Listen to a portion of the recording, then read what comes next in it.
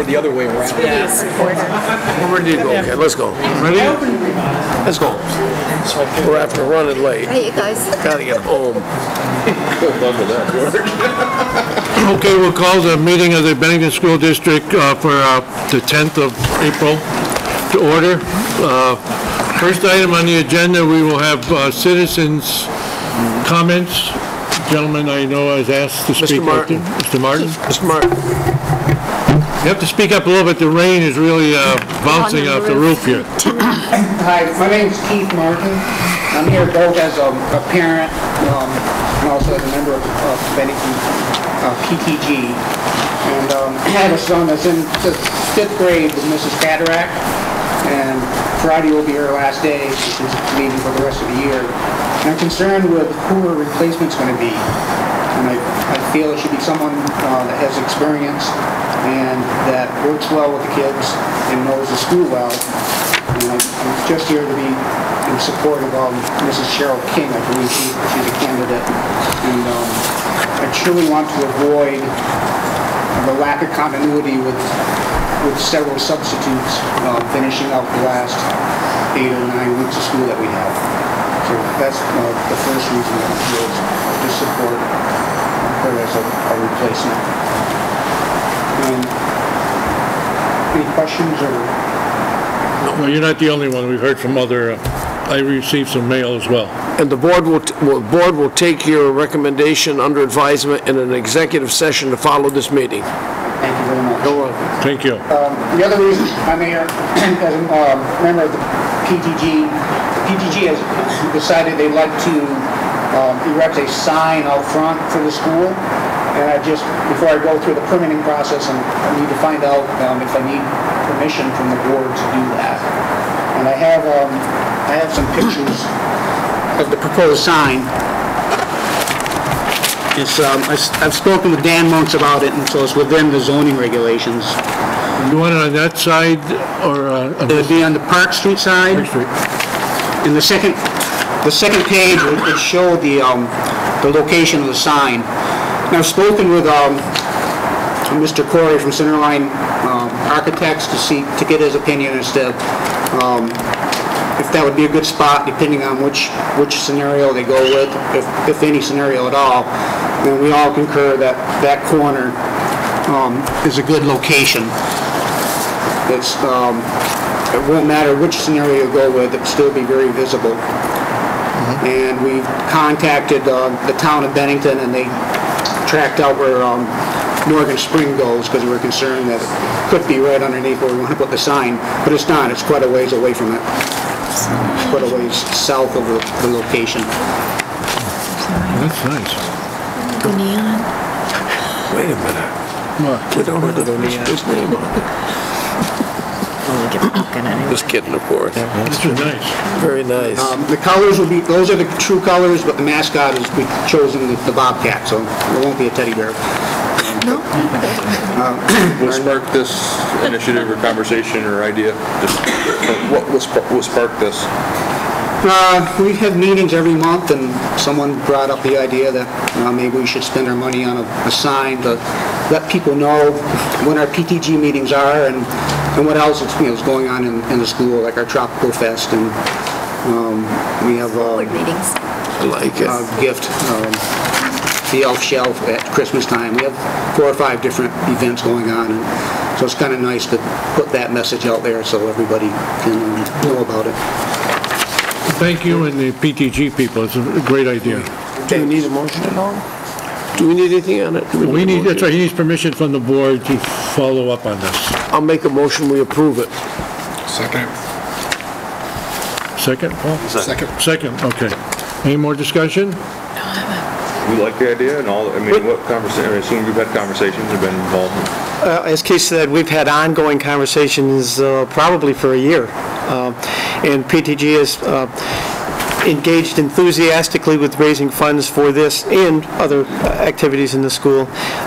Their thought is that it will be information out to the public that we have a difficult time disseminating right now, and it would be helpful.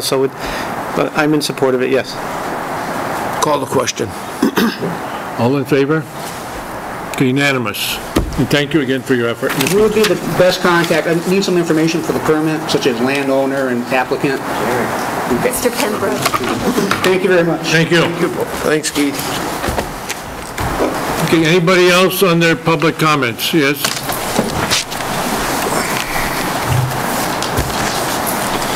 I just was wondering about the budget with last week's talk about special ed cuts. The focus monitoring report that will be coming out will be addressing some of this, but obviously it'll come out after potentially a budget is decided, and the public will not have had any knowledge of what would have been proposed, and potentially if this can even be covered then if you make any cuts, or, because obviously special ed is problematic right now, so I don't know what can be said to that. You know when this report comes out? I can speak to it. What happens in the process is that there is an on-site visit, which happened in February. Then there is an exit interview with the superintendent and internal professionals that were involved. And then we received 30 days later a draft report. That draft report is not a public document. And I did receive that draft report last Friday, so I'm going through it. I have a meeting tomorrow. And I have had board members as well as my own professional staff say to me, let's be alert, definitely, about what budget implications could be. So right now, as a first pass, I think that we're well positioned as far as some of the staffing that we've put in additionally for that. We have a year to, after the report's made public on May 5th, I believe, is when it will be public, and we'll do a release of that, a public release of that on May 5th.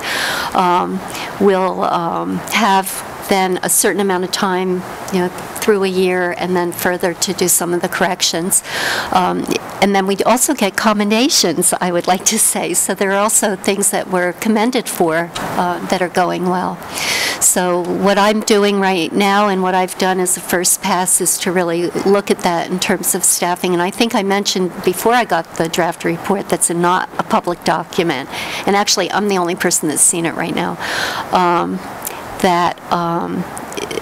Last meeting when we were discussing those additional supports of a board-certified behavior analyst and the OT and the speech, that's really a good first step for some support for some of our mainstream students with special needs that are complex. So I'm watching it, and we'll continue to analyze it, and we also have a lot of give and take on that report before it actually becomes a final document. But it's not a public release document right now.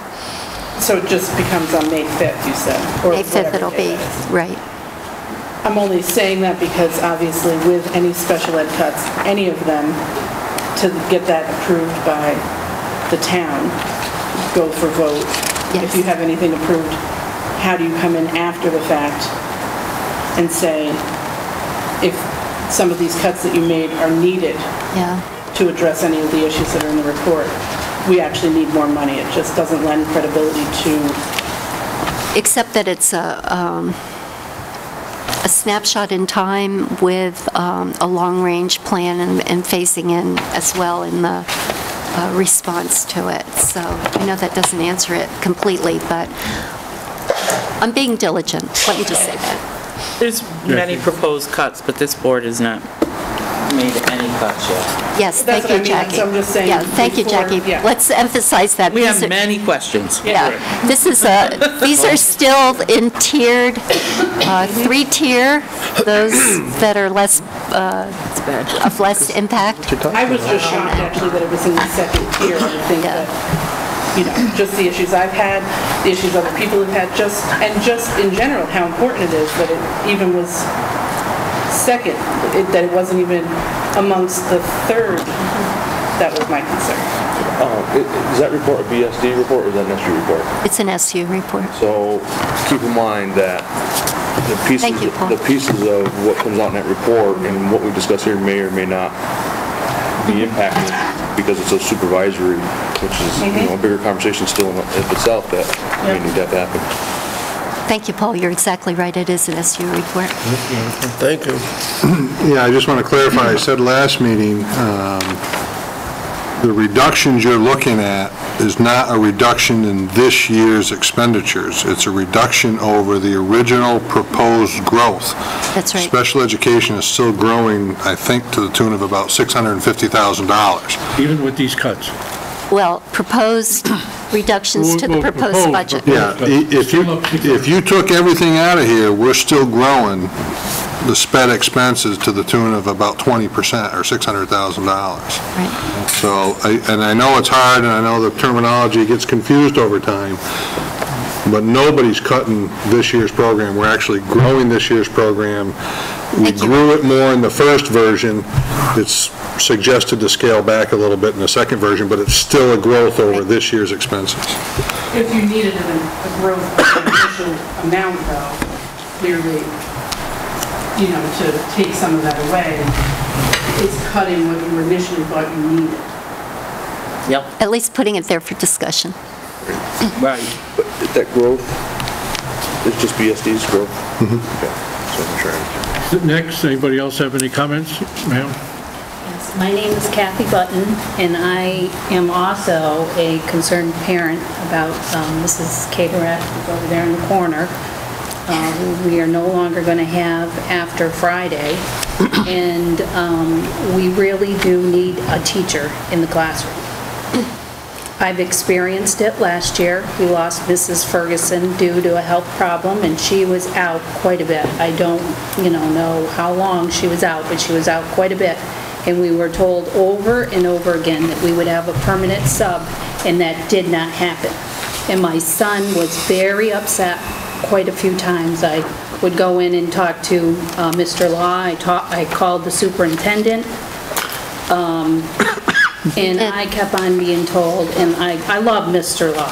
I have nothing against him. I know things are out of his control at times.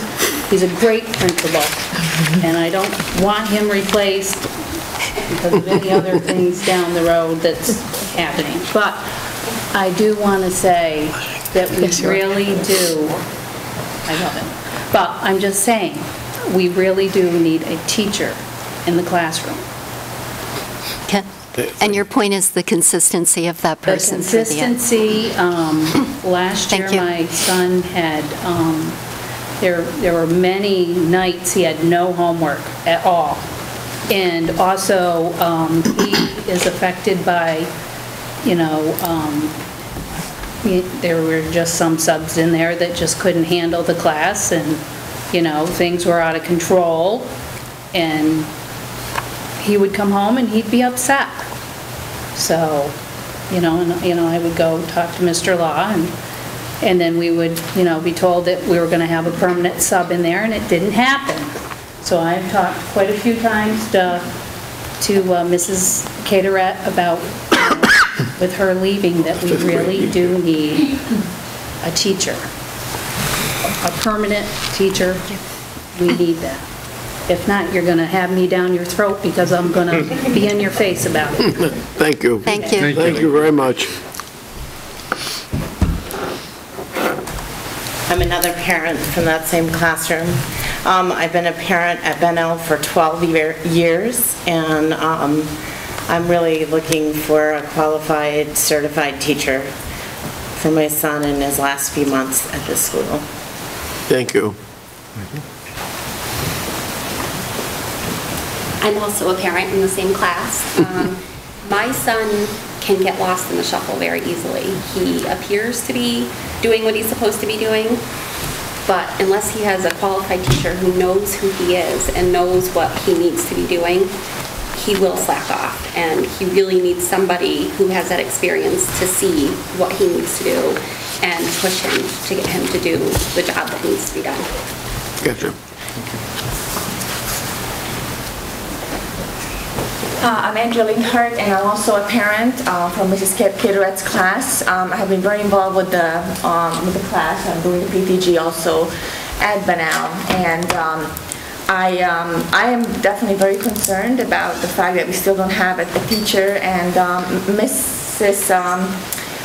Cheryl King's name came up a long time ago as a potential long-term sub who would be very highly qualified teacher to kind of take over the last 8 to 10 weeks, whatever is left of this very important time for the kids, a 5th grader just transitioning up to the middle school. The 3rd trimester report cards are coming up, and my main concern is that there will be inconsistency, and the kids need one teacher. I'm concerned that they're going to have subs like many different ones, and I know personally my child doesn't do so well with that. And it's just so towards the end of the school year, and have the homework consistent, and just to have that continuity in the year. It's going to be a big change for them that Mrs. Caterett is leaving. So I'm just expressing my very strong preference to hire a qualified, licensed teacher who really is familiar with the work and can just jump into in the middle of the end of the school year like that, and have one teacher and not many different changes. And I think I'm representing the parents too in that classroom. Thank you. Thank you. Okay. Is there anybody else? Yes? Renee? We have a treasurer's report.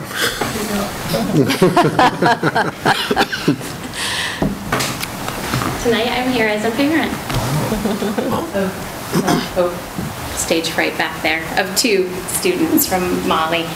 I tried to explain to them this morning about the budget process and how the budget was defeated and how the board is faced with a pretty tough challenge of trying to make cuts. And when I mentioned that music and art and library and PE, I get emotional. They got emotional. So they said they wanted to come tonight. Callie actually, she wrote a speech today and then left it at school, so that's why she's hiding in the back. Carson said that he didn't want to come up and express his concern. So, is there anything you want to say about it? My name is Carson, I'm in 4th grade, and specials are a big part of our day, like music, gym, library. They're all big parts and it would affect our learning.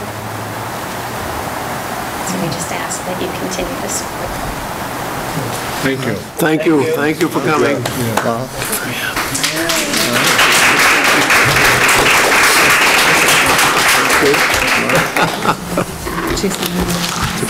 Okay, anybody else? Okay, seeing none, we have one item on the agenda today is trying to continuously work on our budget. Okay, we had 2 sheets of paper distributed by the Chief Financial Officer, and the first step is he'll go over and explain what these are. Yeah, two very quick things on the budget, the stapled document. If you look to the very last page, this is in response to Claude's question last week, 2 weeks ago, I lose track of time, last meeting. If you look down at the bottom, we included the budgeted grants for both FY13 and 14, and you can see there that we're expecting a loss, the very last page. Oh, I'm sorry. We're expecting a loss of near, $567,000 in grant money. And when you include that into your general fund budget, now this is with the proposed cuts that are on there, that get you down to the 9.85%. A big number, big portion of that is the grant reductions, and your total expenditures, including grants, is only going up 4%. Then down below, you see that the SVSU, which is largely the SPED expenses, are increasing 7.5%.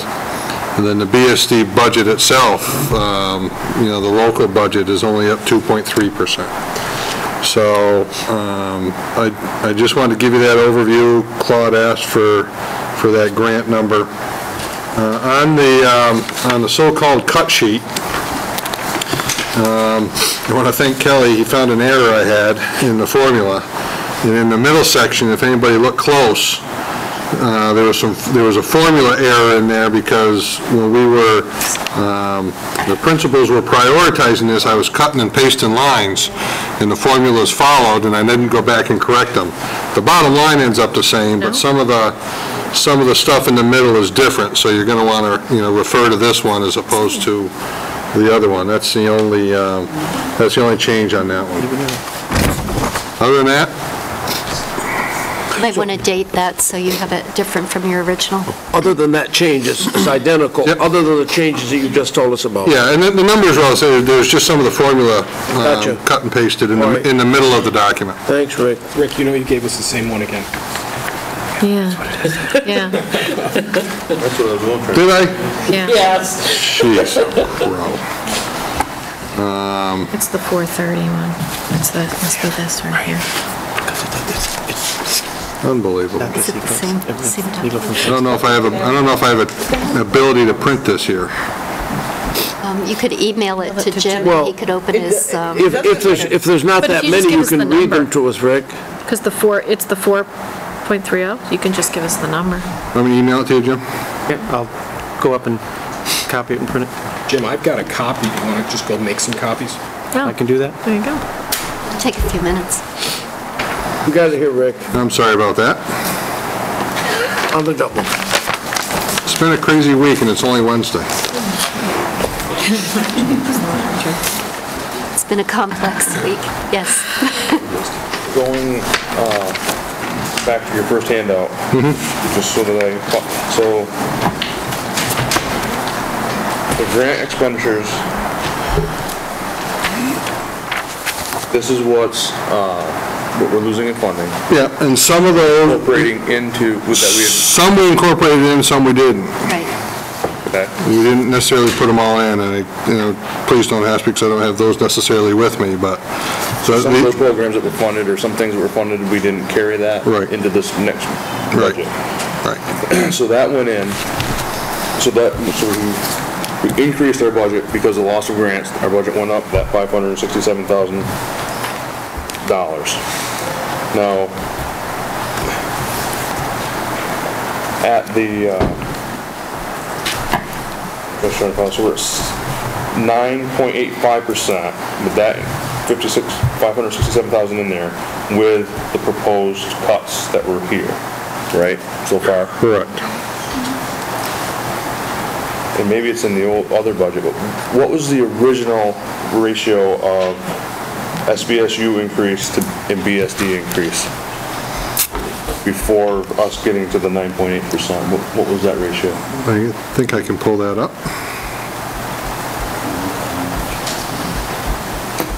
Let's see how much we're really affecting.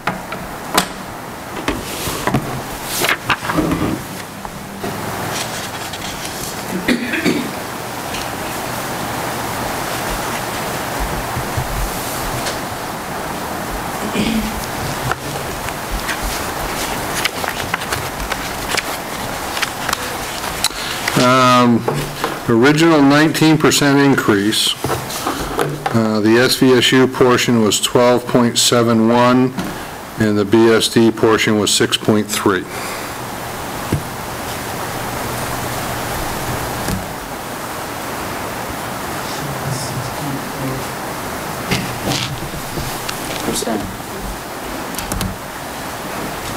So how did we affect how are we affecting the SU? How's the SU number going down with our proposed cuts so that? Largely the SPED. Actually, totally the SPED numbers on here. And that's only because this is a portion of the SPED that BSD can actually manipulate. Right. It's not the actual SU Correct. SPED Correct. numbers. It's the SU SPED that you own. Okay.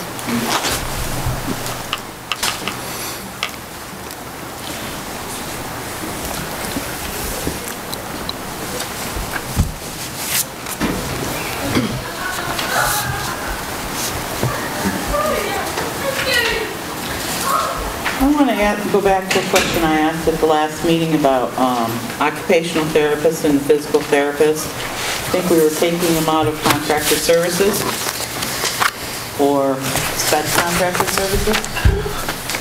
Well, we have one new, Donna, go ahead. Yeah, say that again? I'm sorry. Okay. I think there is a portion this year that is of contracted service, and then our proposal is that they would be employees and not contracted services next year. Okay, how many children are these people servicing? That I don't know.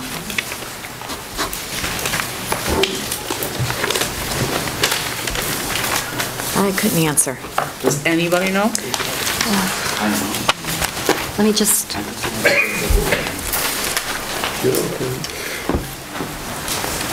That first line item, the sped contracted services of $161,000. I'd just like to clarify that in regards to, because I think it's a little confusing to the board members.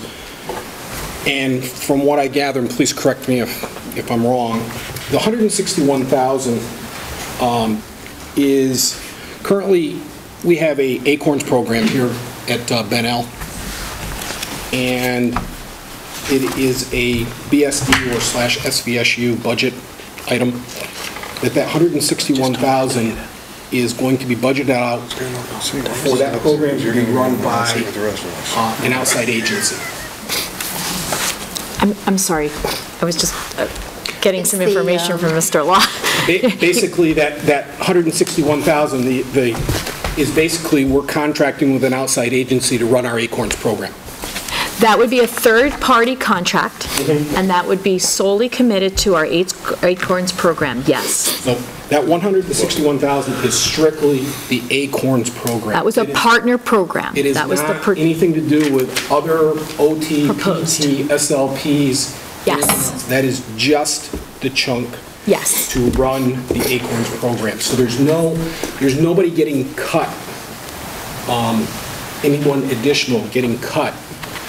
And if I remember right, if that goes away, we still have Acorns, but it's just going to be run internally like it currently is right now. Yeah, it's a third-party, it would be a third-party partnership, and the agreement would be that they come in and they are responsible for the training of the staff, they produce the programs, they will identify all the individual needs of the children, so it's very highly specialized for that program. And the third-party partnership would be about, this is their focus, this is what they do, and specialize in. Maybe we're providing the worker bees while they just... Yes, it would incorporate, which is, yes, the teacher that we currently have in that program, the teacher position, not the person, not the name. The teacher position would no longer be needed to be filled by our employee. Yeah, it wouldn't be our employee. They bring the teacher who's highly specialized in that area, but our paraeducators, it would be a partnership, and our paraeducators would stay. And just to clarify, the salary of that, or the $161,000 does include the salary for that specialized person to come in. It's not going to be taken someplace else. Yes, it's not in addition to. Right, there's no additional fee. That's the budget that we have been given. So, it's proposed. Why would we propose to reduce that? One factor in that would be, as we discussed, that 161 would go away, and we have left $90,000 in the budget, which calls for consultation, training of staff, but that would be then a shared experience, because you are, with a third-party partnership, you would have that person who's coming with the $90,000, and you then have to address your children in the mainstream in addition to your Acorns program.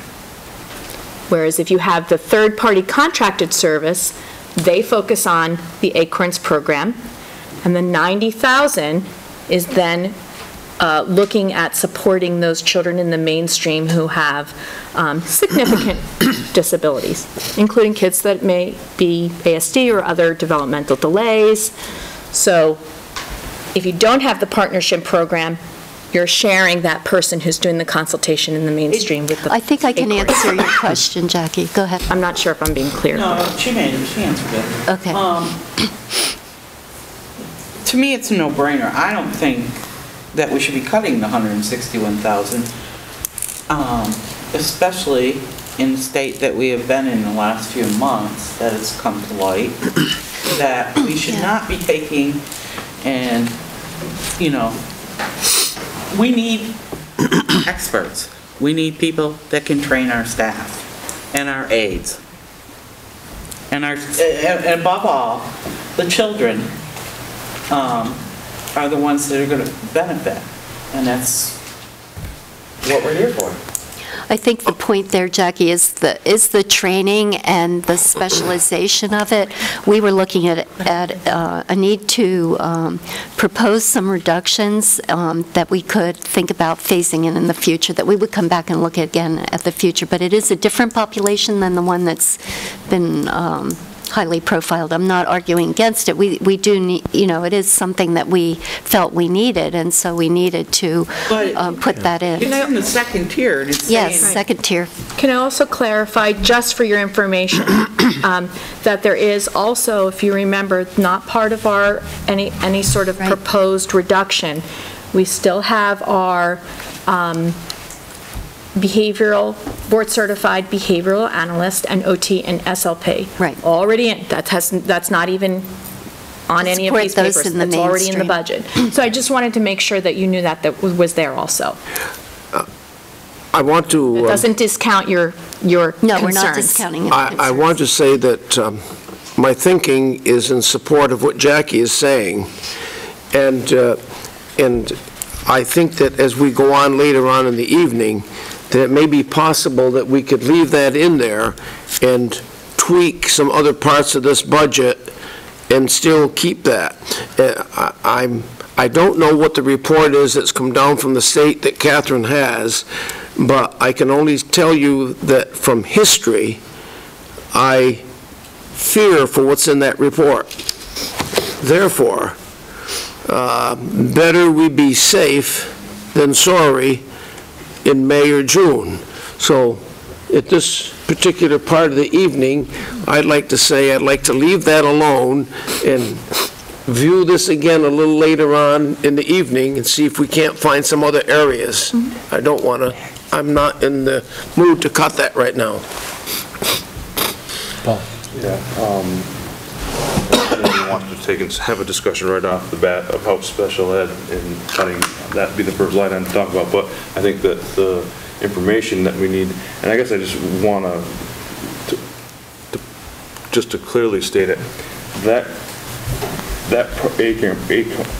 Acorns program, now you alluded that it's not part of our current State of the Union of different things that are going on.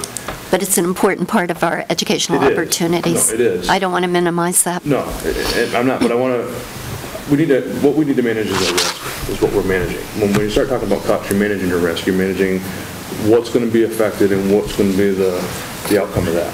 You know, something's going to be changed based on the decisions that we make here now, so we need to know the risk of that change. So that people know, and the honest people that are being funded through special education and those accounts, we need to either truly understand the piece of the pie that we're affecting by this, and it's not part of maybe a bigger assumption or a bigger notion or something that's current in the news and things like that. But, you know, is this a program that is running, you know, are we taking a sound program that's running well, we can continue to run it well because it's where it, you know what I mean? I just want to know. Is it running well now? Or is it part of, I don't know how to ask the question, I guess, but I don't know. Well, let me, and then I'll, do you want to start? And I'll. Well, and I think I think I'll go back to the reflection of that I think I offered to the board, or we offered to the board at the last time we met on Wednesday. it's really important to remember that we proposed what we thought was most significant for all of the children in our district, the last budget, which included all this. Yeah. I think that's really significant to remember. Absolutely. And these are the reductions to meet the board directive. And I think that keeping that in mind, I really do feel that our educators do a wonderful job here in the BSD. And we were trying to stretch, what do we do? How do we come up with this number? And it was really, very tedious. So when you look at that, I just want you to understand that it ends up being this shared 90,000 between Acorns and our children in the mainstream. Whereas if the partner program was a part of it, it's not shared. They focus on those highly specialized needs for those children. And then we also have that important portion of it that not only trains our regular educators in addition to our special educators who are working as a team. How long has the partnership been? How long has the partnership been in place? We don't have a partnership program. It's our proposed for next year. Okay. Yeah. So it's a partner relationship that's proposed to raise the level of training and specialty. Okay, Kelly? What you're deciding. And Paul, to answer your question, maybe shed some light on it, that currently the program, the thing with special needs is that there's such a thing as getting by an existing. This all of a sudden pushes us to a new forefront, a new, to the next level of being able to offer services to these children that may need them, whether they're borderline mainstream at this point, maybe not, but it's giving us that extra level that now we can maybe get them to get out into the mainstream or whatever, not knocking anything that's going on in the program now. It's just another level that this program can take. That's correct. It speaks to the desire for not only professionals, but professionals, regular and special, and paraprofessionals in their desire to learn more and become more skilled in the roles that they play. I have, it'll come to me. Oh, we're going to go out, so this is a contracted service. Well, this contracted service, how long will it last? I mean, how long do you think we will need it? How long do you think it'll take to train our teachers and, just an estimate? I think that... And our aides and, so that they are more skilled and more... Yeah. The partnership program, this sum is really a year contract. I don't have a crystal ball. I've been looking for it for a really long time, but I still can't find it. But I think the important thing, I think the important thing to remember is that you look at programs, and each year you look at the needs and the successes and what you need for the next year. It's an ongoing process because it changes. It's ever changing. It's ever changing for our children, and so you reevaluate and you say, where do we need to go from as we're planning for the next year's budget? What do we need? What do we need to support our children? All children, and then you make those. Are there measurable instruments and see how successful the program is, and are there ways to measure? I think there are ways to certainly have quality. And the tools that they have that they can show the board on a regular basis. And we would set those in the planning for what that program would fulfill for us. We know that we would do that because it's also a third-party vendor who also wants that information, so it would be very important. Okay. Yes. I want to just clarify, because I've heard Jackie say a couple of times, training the staff and teachers. If I understand this program right, they're not going to step outside of the Acorns program to do any training. They are just going to train within, which is going to allow the additional people that we've got on board to train the other staff that's there. Am I correct by that? And within the 90,000, separate from the 61, that is funds specifically for our regular educators and special educators and those teams for training for them. For Acorns.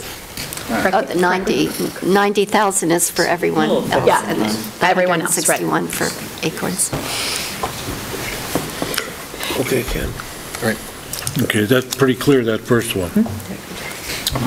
Can I also just add, I didn't want you to think that I was getting this note from Mr. Law, but when you talked about numbers, I don't have those numbers off the top of my head, but we do have a very specific system in order to acquire those numbers and to be really clear about how we plan for programming, and that is through our time samples, which is being a mandated right now process.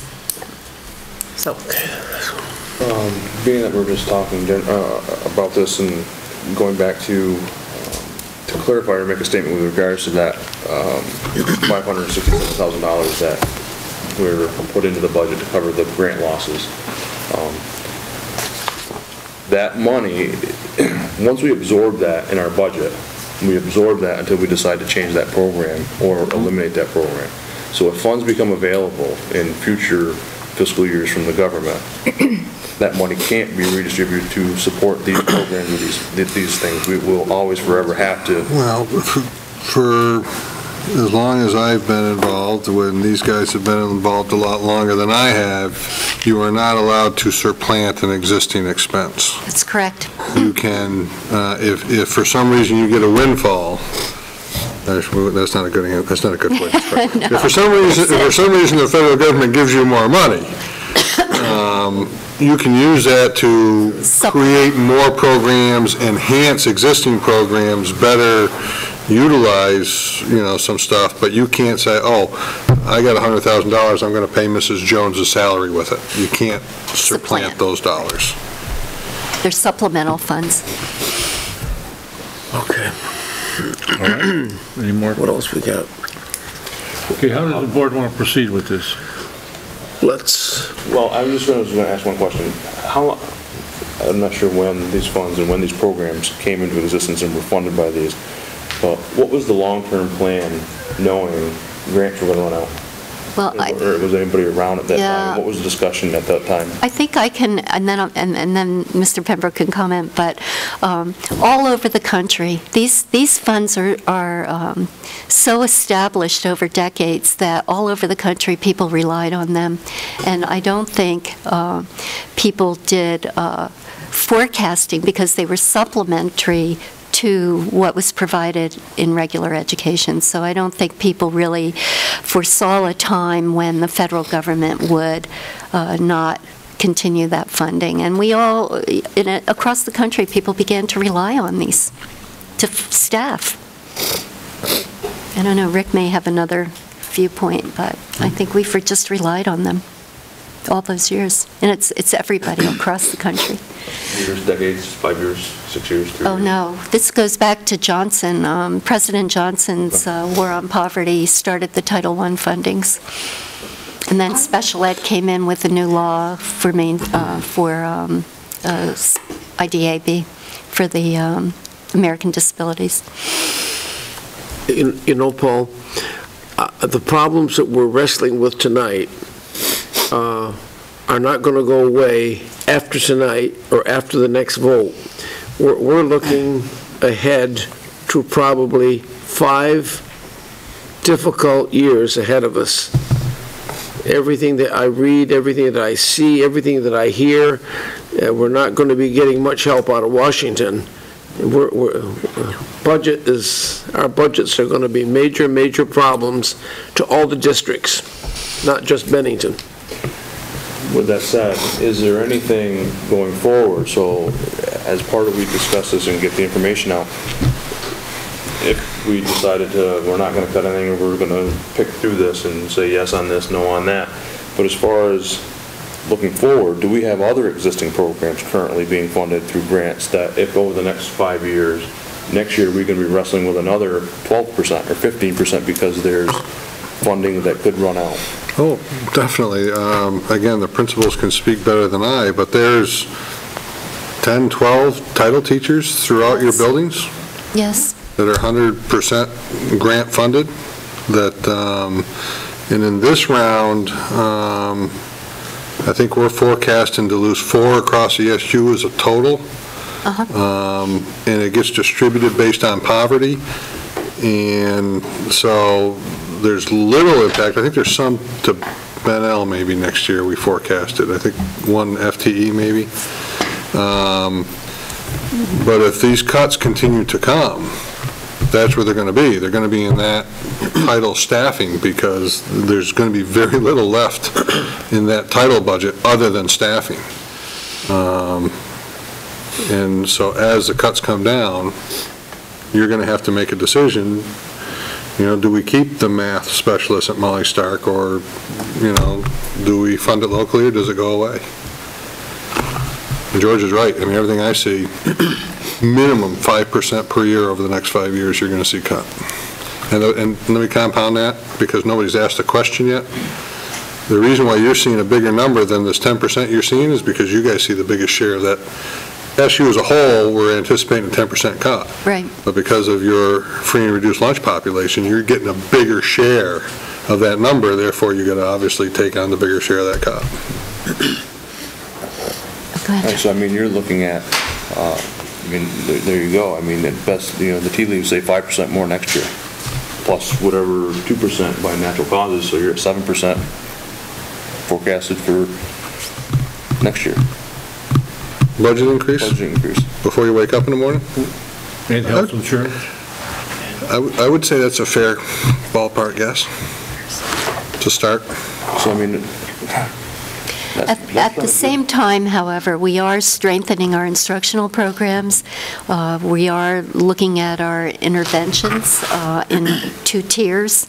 The first tier beyond the regular high-quality instruction in the primary classroom in the classrooms, and then a tier 1 or 2, and then a third tier. So we are strengthening all of that as well. It's going to take a few years to do that. So the cuts, as Rick described, are very real. But at the same time, we're not ignoring what else we can do to build up students. I don't think anybody was assuming that we're not trying to be stronger and self-sufficient, but the reality is to think we're going to be prepared next year to absorb, and we won't need that 7% increase. I think that would be naive to think we're going to be Yeah, we're not. Oh, no, and it's going to take a few years. I mean, I know that I'll be sitting here next year at the same time, and I want to make sure that people are aware of the decisions that are made here now, that this is made, whether we cut or we don't cut, but next year there's going to be a whole population of people that are going to be mad because we didn't manage something right, or we didn't plan for something, and we're going to be in the same situation because we're going to have the largest ratio of poverty, and so it's all going to be publicized and educated about. It's not just now; it's everything, because people are going to be upset. Thank you. Rick, is this like unfunded mandates? When you say grants, we're paying for because I always thought IDAB or A or whatever was the money that came from the federal government for special ed services. Correct. So now they're cutting it. It's not really a grant. It's an entitlement.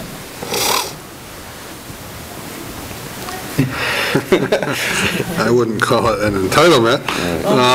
It's an allocation, though. You know, the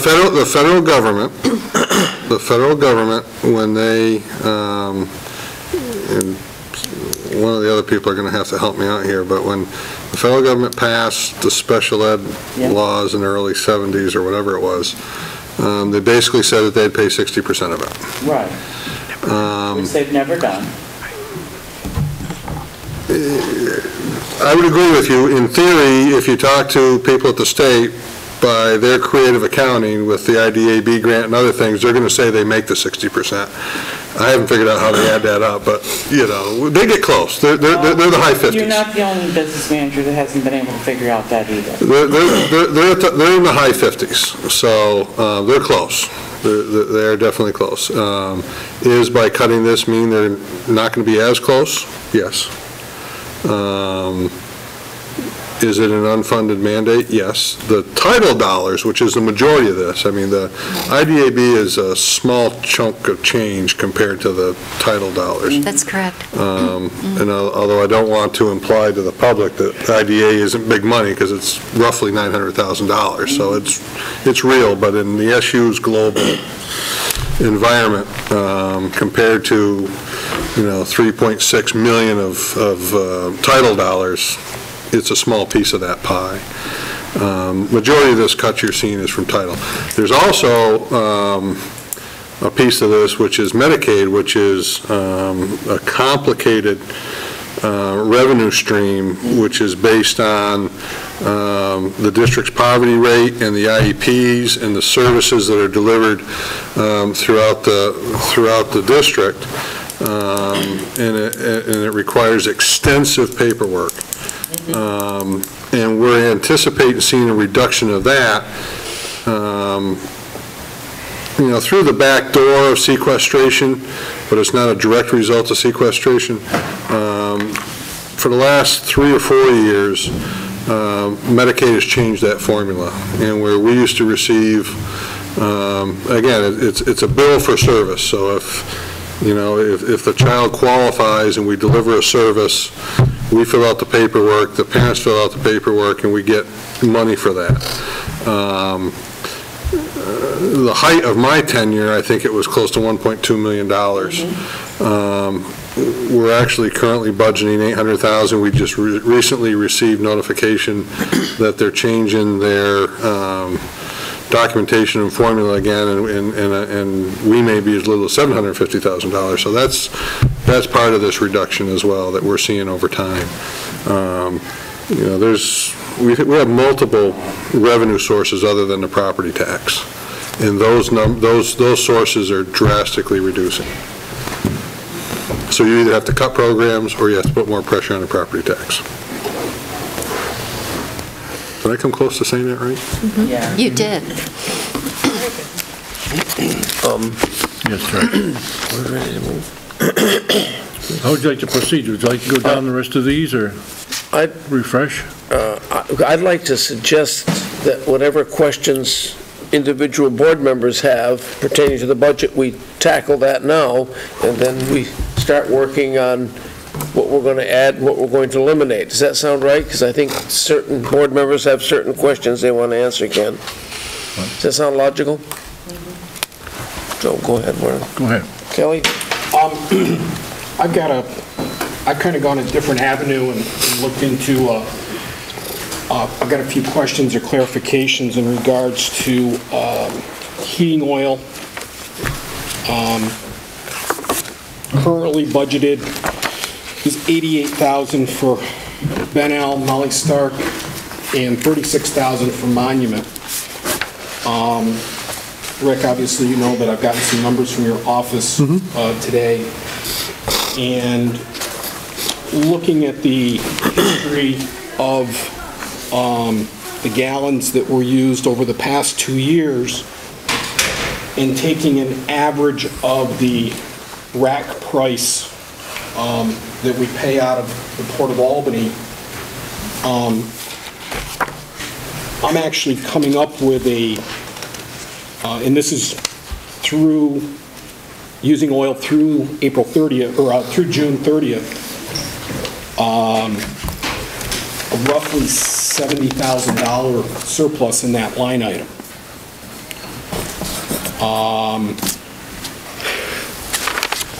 So I'm just kind of curious of... From the last budget status report? From the last budget status? Rick, can I ask a question? Yeah. Rick, do you agree with Kelly's on those figures so that we... I'm not sure where he's coming up with the $70,000, but let me try to pull up what I sent him to see if we can at least be talking from the same page. Kelly, are you basing that on adding all the leftovers, let's say, monies to date together and saying that we're, out of all 3 buildings, that's not one buildings? That's total of the 3 buildings. So you are adding to date what we are right now? Yes. Historically, in these past 2 years aren't really good. I went back 3. Yeah, well, even that isn't a good, I want to say, record for knowing what we do. I think if I understand what Kelly's saying, with his question, and maybe some that Paul's going to have too, but what we're looking for is there money that we can take in order to offset some of these other parts of the budget? I think that's what he's getting to. I know I'm not saying take all of it. I know where he's coming from. I'm just saying, I've seen back in 2005 where I've used 30,000 gallons of oil at Bennington Elementary. Now, 30,000 gallons of oil at $3 a gallon would be $90,000. So, a budget is a guesstimate. It's to the best of our abilities that we come up with, whether it be, whatever the line items are. So, and we still got to the rest of this year to finish. We top off in June, and we may have, I don't know, we may have 6,000 or 8,000 in one item. The other thing I don't understand is it does say top off in June, but our contract bases it off of rack price. And being that I have a history in the oil business, rack price goes downward throughout the summer. So I'm not quite sure why we top off in June. I realize it's due to a budget, but we're also, in most cases, I pulled the rack price chart over the past 5 years today from the Port of Albany. Historically, it goes down from, in fact, it's on its way down right now. And so from a topping off point of view, I don't quite understand why we would top everything off when the price is still going down based on our contracts of rack price plus. It's a combination of the price and the availability of the cash. If we have the cash on June 30th, you can either spend it or you can roll it to a fund balance that goes, reduces a tax rate 2 years out. Or we could do that. We could wait till August and then fill up at that point, lose that cash on June 30th, and then not have the unknown winter in other circumstances. And so it's a combination of those things. We don't look at these budget cuts when we got $79,000 possibly sitting in an oil account. That really doesn't have to do with the education part of school. And I'm not saying take all 79,000. 20,000. I guess versus the actual. Let's just talk about the topic of surplus, not just fuel, whatever. But you talked about at the end of a fiscal year, there's a surplus of money. It goes into a fund to offset 2 years out, you just said, is what you're... Yeah. Right, so at the end of this year, FY13, you're going to have a fund balance of X number of dollars. You use that fund balance as a revenue source in FY15 to reduce your ed spending, which reduces your tax rate. And that... It's a requirement. So 2 years ago, if there was, and you would know if we did, had a surplus, that is built into this proposed budget that we put out already? Oh, yeah. It's probably in there. Do you have a revenue page? I don't think you have a revenue page.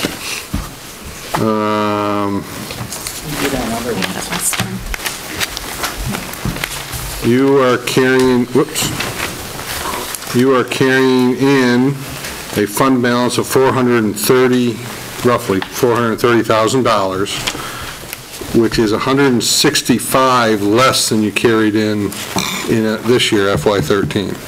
So even though you're bringing in a fund balance, because it's less than this year, that actually has a negative effect on the tax rate. what is the historical fund balance left over that we've had over the last 3 years? Like you had 400,000 there and 167,000. What's the historical? You're right in that $500,000-600,000 range. I mean, it's been coming down because our budgets have been tighter and tighter each year. It's been coming down. That's part of the reason why this is down $165,000. So is there any, I guess, beyond just is there any, what generates that 500,000 typically? Unexpended. I guess that would be a question. What's that? A whole host of things. I could see if I can pull up your audit, because that's where you get the detail of what generated that fund balance. Most of the time, it's higher than anticipated sped revenue. Right. That's the biggest portion of that number. So again, So I'm going to budget 50% of sped revenue, and we'll get 53 or 54% reimbursement, so I get a higher than anticipated number. So where I'm anticipating you're going to get, sped reimbursement of $1 million, you end up getting $1.3 million. That's where the biggest chunk of it is. The other big area is when you replace teachers. When a teacher retires, we budget those TBDs at typically a Master 7, not knowing what you're going to, we don't want to hamstring the principals. Typically we don't. We want them to hire the best possible candidates that come in front of them. We pick the middle of the grid. Sometimes they'll hire a Master's 1 or a Bachelor's 10 or something which will save money. We'll budget for a family health plan. Sometimes they come in with a single plan. That saves money. So those are the three biggest areas. It's the sped revenue, and then our staffing projections for unknown staff. We budget conservatively for those staff people because, again, we want the flexibility to hire the best people we can. Right. With the sped reimbursement, I know that in that first section, the top section of proposed cuts were because it's new information that we've learned now. When do or where do we find out about sped reimbursements, and when does that get, is any of that information more clarified right now for you from when we first put this budget together? No. The state of Vermont will put out an anticipated reimbursement rate in December for next year, and I believe that was at 53%, but they won't set it until, for example, this year, I forget what they anticipated the reimbursement rate to be for this year. But we won't know what that final rate is for this year until next August, after all the expenses are in, after the state receives all their revenues and grants. They figure out the allocation, say, okay, we can give everybody 52%, or we can give everybody 57%, or we can give everybody 50%. So we don't, and they'll give us an estimate. Do you remember what that was? I think it was about 53. About 53. What did you budget? 50. 50? I always budget 50. Yeah. What would 1%, if you budgeted 9? How you mean 51? 51. 51, right. Well, 51. What would that gain? Right. What would that provide us in? Just realize that's just an effect on the tax rate. That's going to do nothing to your 19% budget growth. That's just a tax rate calculation. That has no effect whatsoever on your expenses. I understand your question. I just want to make sure you understand. We'll get to tax rate questions in a few minutes, so. What's that? We're going to get to tax rate questions in a few minutes.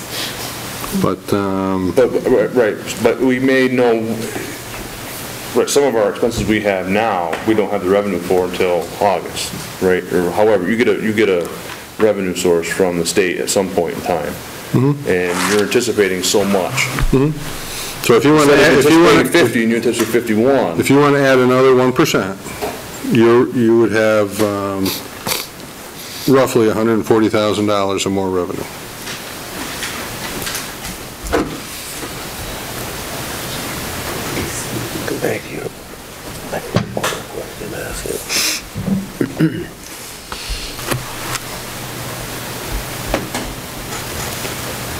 Which would mean if, so, if we think now. That's fine. So obviously it doesn't affect the expenses. That's not going to do anything here with what the stuff, but it does have maybe an effect on the risk that we got to manage, right? Or what we got to sell. Because if we Has effect on the tax rate. Give me 10 seconds, I'll tell you what $140,000 does to your tax rate. It's not going to be a lot of money. Does it increase it or decrease it? It'll decrease it. Let me find out which spreadsheet this is.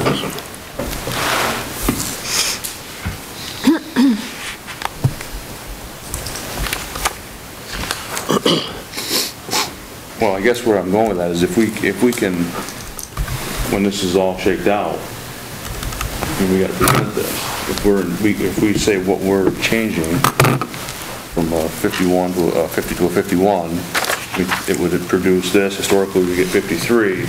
I mean, it's what we're doing is we're affecting the taxpayers. I mean, that's who told us, hey, you know what? We're not flying down this road with 19% just in the school budget, but if we say we're going to go 15%. Based on what we're cutting here, doing this, but also this is how we affect the budget because we're anticipating this to be coming back to the tax base. It's a educational forum that's going to have to take place through these meetings and, conversations. So 140,000 is roughly 3/4 of 1 cent.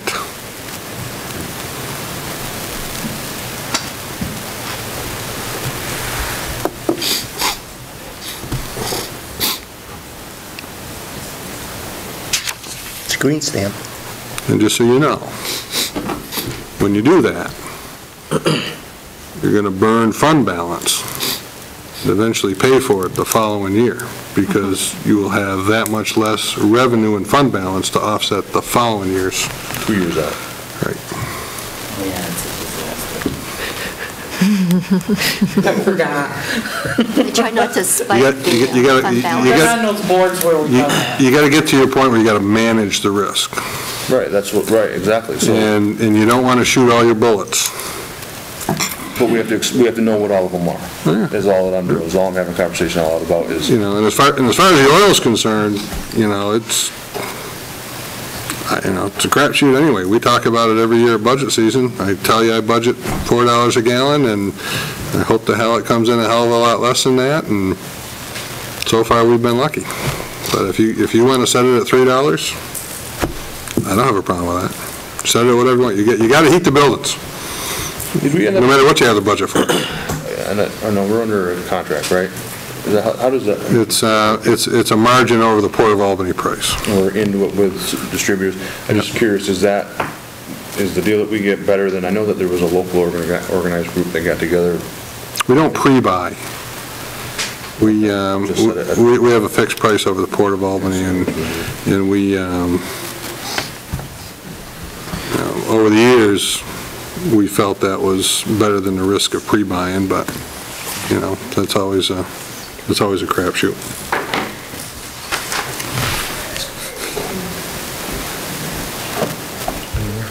Kelly. So I guess I'm still kind of sitting out there with, what do we do with that? What do we do with that projected surplus? I mean, for this year? Yeah. Well, that'll be fun. Done something with to reduce what we have right now. No, that'll be fund balance, which will be revenue in FY15. We're getting the benefit of 2 years ago. Statute. They had with the same when they had whether it would have been excess in oil or wherever. We're getting that in this year's. I mean, you could. I mean, I'd have to go through the budget. I mean, if that 70,000 was real, and we knew we had to purchase, something hard fixed asset that's in next year's budget, and you want to buy it this year and take it out of next year. I mean, that's something you could do. But again, you're eating at that fund balance that you'll have to pay for in 2 years. I think that's the only way you could use that money to affect next year's budget, if I understood your question. Where are we, I know I was here for the audit report, but where are we with a fund balance with the auditors? Are we in a safe place? I know they want, what is it, 2%, 2.5% or something? They used to say they wanted between 2.5 and 5%. Officially, they will no longer say that anymore. Oh, okay. I just remember that they used to say that. Yeah, they must have got some liability warning from their trade group or something somewhere, but behind the scenes, they'll tell you that you really ought to have a couple percent in there. But, no, they're happy with your fund balance. They don't think it's too high, and they don't think it's too low. Something that I think, George, you might have mentioned or talked about that struck an issue. So we're looking at this, when we look at this top section here, and these are all, many of them anyways, some are not, but there's quite a few there that have been changed because of more recent information. You've learned exactly what things are going to cost us and stuff like that. Where does that play out with, and I don't know where on this, but within, there's excess, there's now an increased fund balance in the other districts, in other budgets, like for Mount Anthony, or if, I don't know if the supervisory. It only be for the transportation. But as far as, we're having a conversation, a general conversation. What it's saying is, if, to those districts that have passed a budget, Rick, the fact that these have been reduced here, does that mean that there could be savings in, say, supervisory or otherwise that have already been passed? No, these are all yours. I mean, if you get into those SU numbers you're talking about, that we, 2 or 3 meetings ago, there's 4 or 5, 6 SU items, that would generate savings to everybody. But these are yours. These are only yours. Is that your question? I don't know how the math works, but we pay for a certain amount, right, going into. What percent? The SU? Is it the You're SU? 26% of the SU. Was that your question?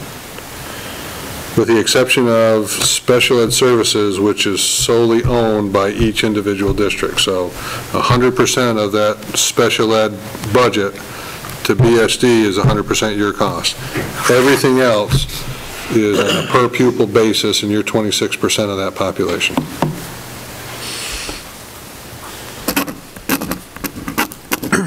Like I had mentioned before, the Congress Street program, it's gone up $200 and something thousand. If we would decide to ask the SVSU board to eliminate that increase, because again, that's increase over the flat funding, we would save 26% of that 200,000, which is about 53,000 for us. It would probably be 100,000 for Mount Anthony saving, because they pay about half, and the rest of that amount would be spread out between Woodford and Shaftesbury and Pownell and stuff like that. I guess I'm thinking of like insurance. Within the special. Like what? Insurance, health insurance. We know what that's at, 10, I think you said the last time, 10% projected or 11%. Yep. Within the SU, like we have to BSD buy services from the SU in the SPED arena for educators, paras, whatever. Those numbers are different now, knowing their insurance and the things that are affecting them that we're paying for in that budget. There's excess around that number now. How do we get that for BSD for those that are working within our district? We're going to talk about that at the next SU level, at the next SU meeting, across the board, the insurance reductions. Do you have any projected idea of how big that is, or is it impacting? I haven't broken down into the individuals. When we looked at the global number, it was about $50,000. So if you kind of use your allocation, it'd be roughly 30% of that number.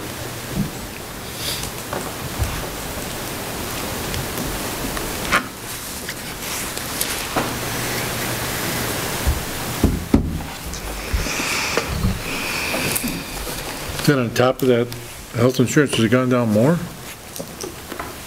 Is that you talking about health insurance? No, let me try to rephrase what Paul said, or what I heard him say is,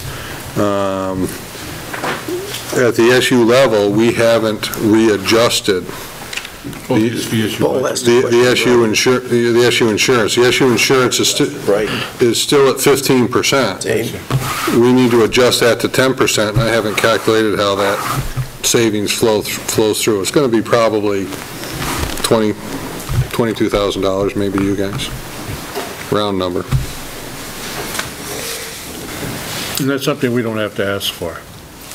No, I'm bringing that conversation up.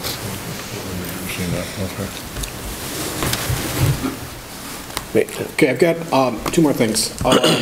Maintenance, seems like for each school, grounds, repairs and equipment, each school, total of the three schools together with those three line items, total $218,000 budgeted. There's an increase of $48,500, which Jerry explained to me that he's got a part that he's got to replace for Bennell. And I don't really have any questions in regards to that. That is it. Where my question lies is in the general BSD maintenance budget.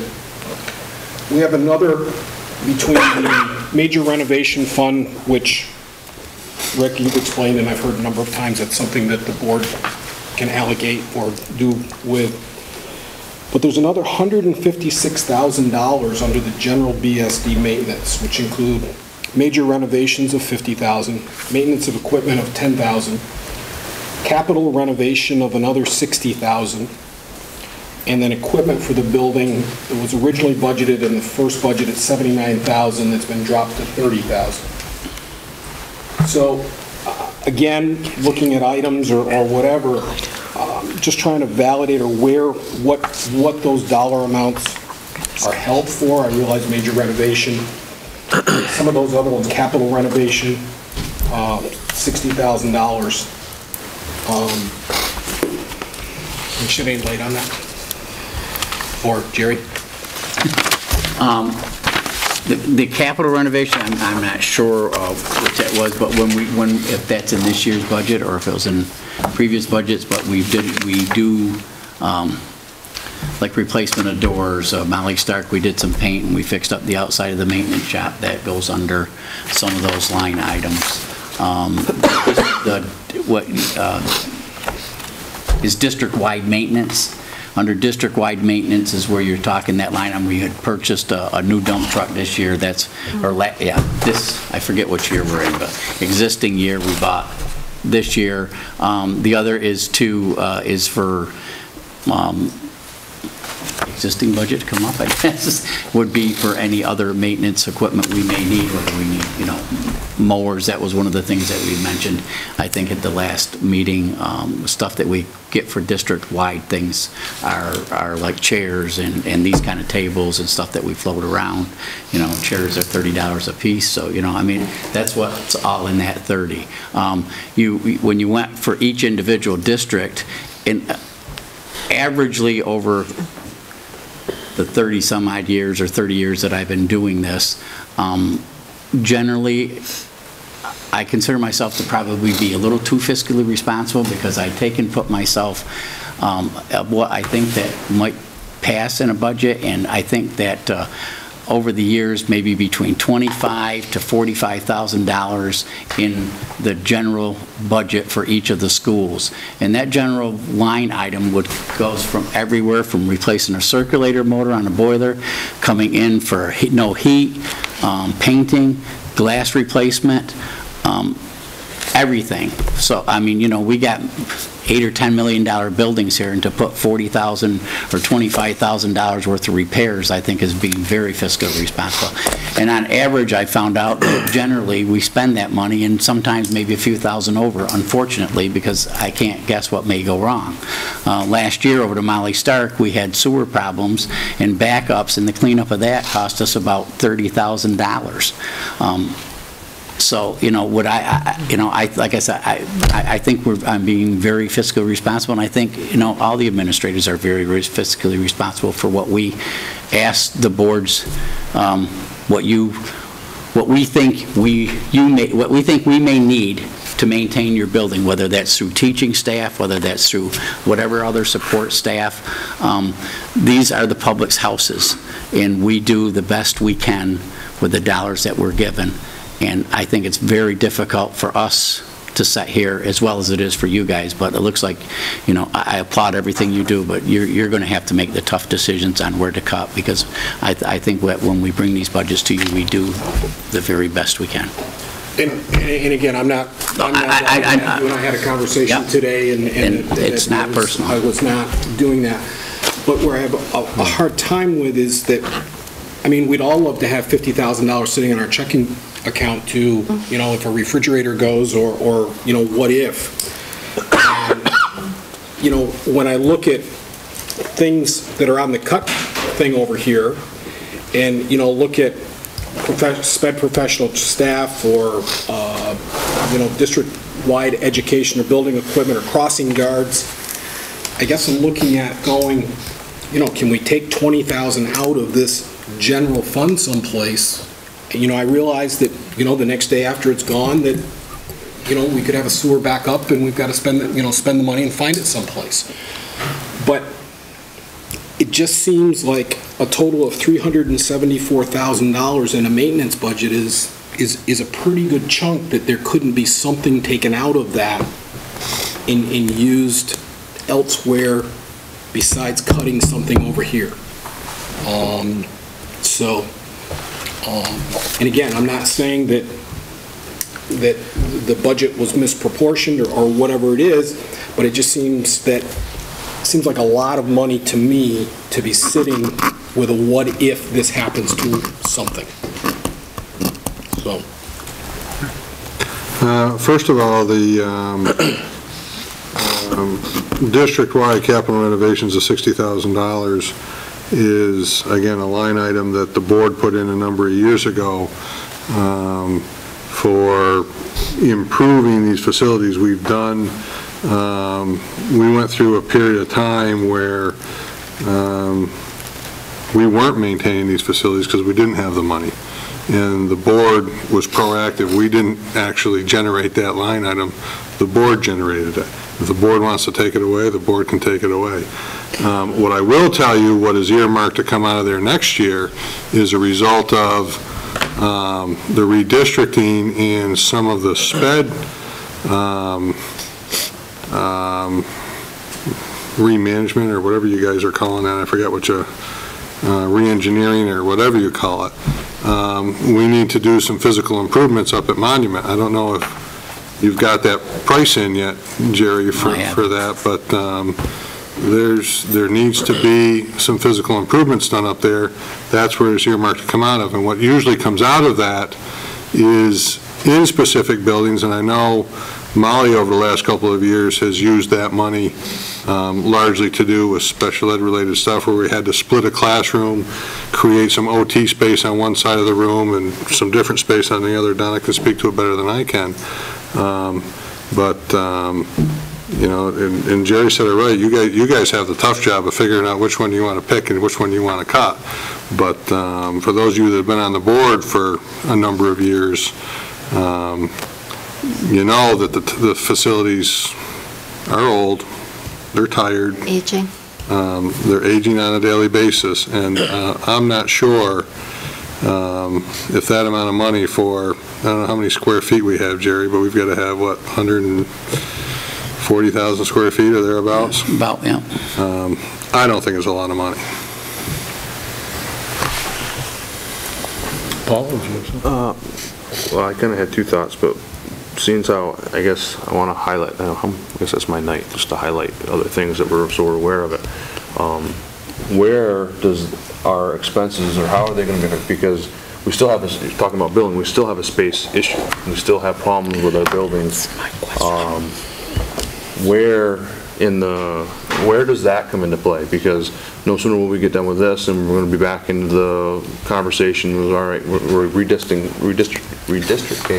this next year, we still have the problem 1 year out, and then we got to talk about it. That's what I was going to ask. Yeah, no, we still have that problem. Nowhere.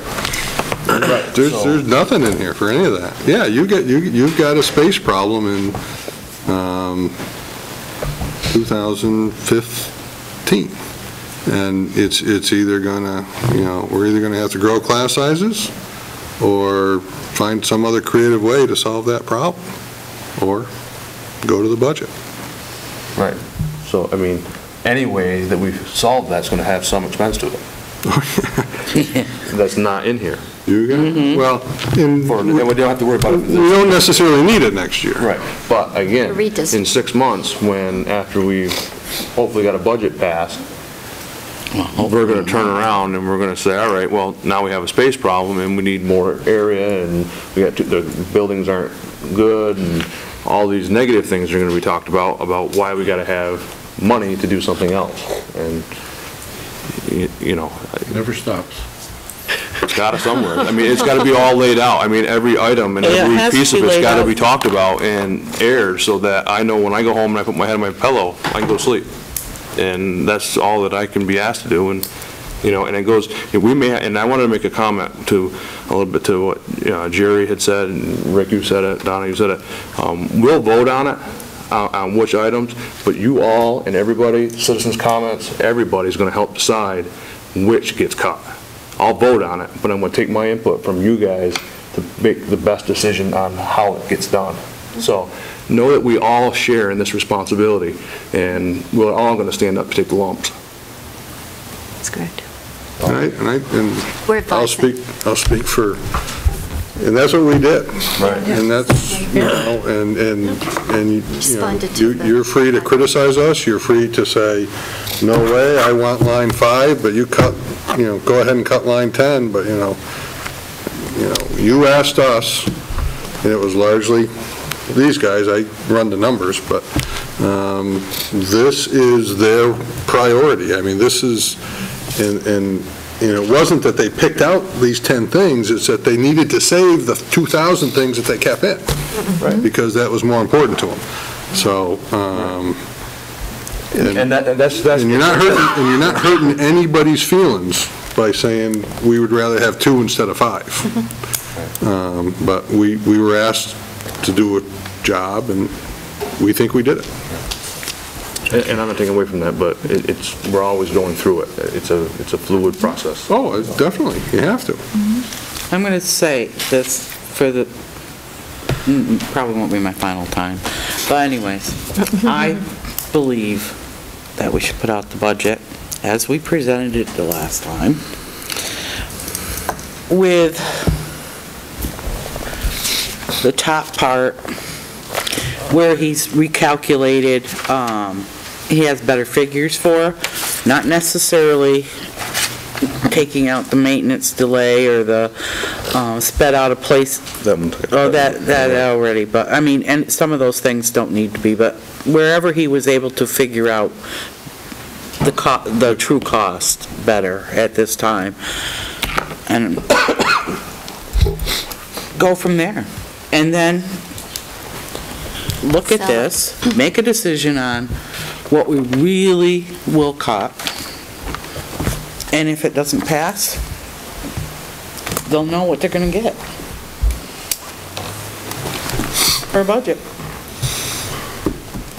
Well, we've talked here for an hour and a half, and we haven't made any, we've got a lot of information, but we haven't made any decisions yet. The only thing I can see is about 20,000 Rick mentioned for the health insurance that's going to be cut out of the SVSU, so our assessment would be about 20,000 less. So that's in and of itself is a small piece of change in this conversation. As sad as that sounds. With that said, though, like when let's talk about the issue in that area. I know you're probably chomping at the bit to want to talk about that, aren't you, George? Get to that.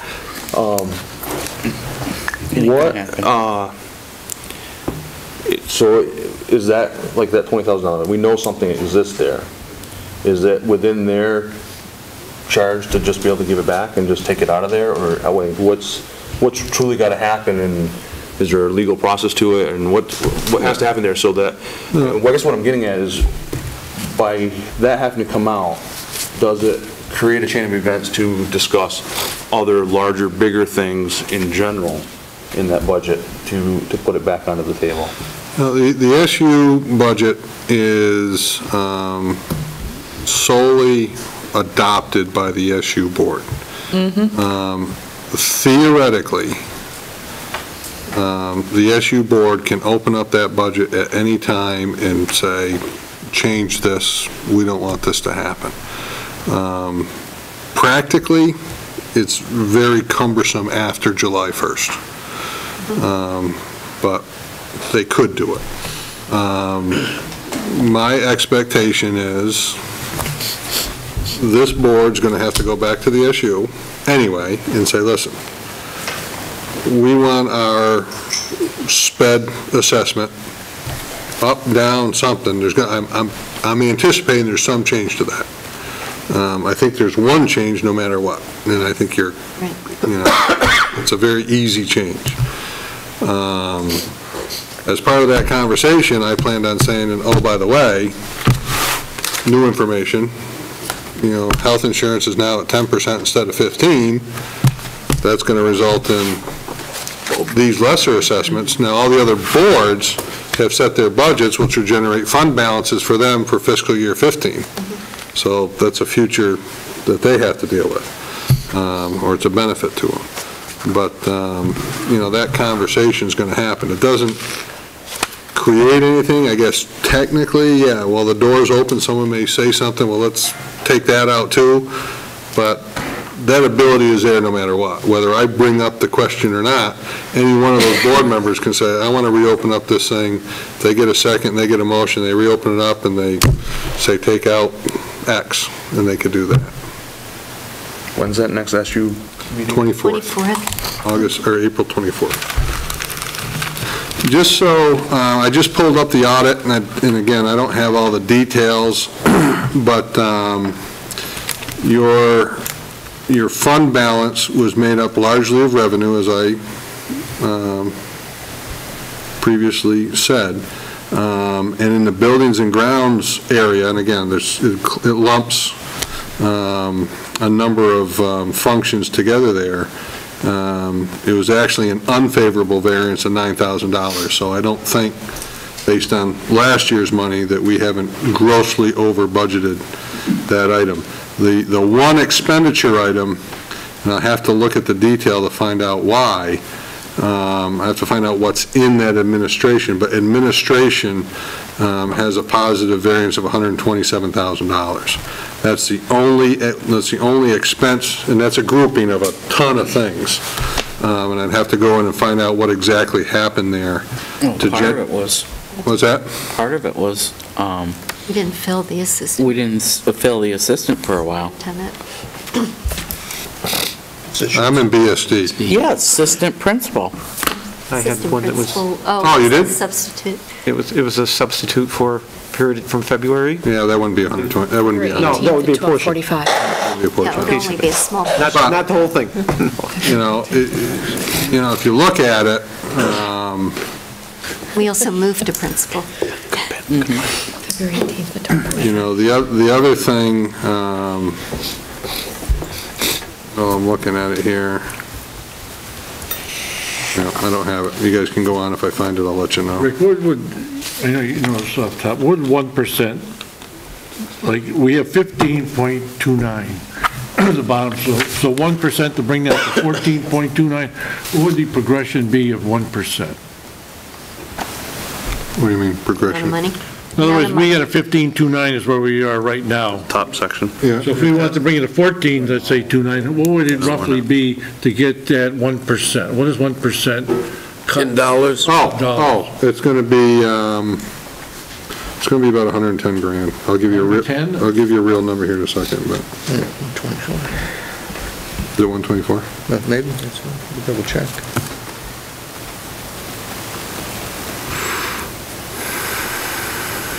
Actually, right in the middle of it, it's going to be about $114,000. 14. right in that ballpark.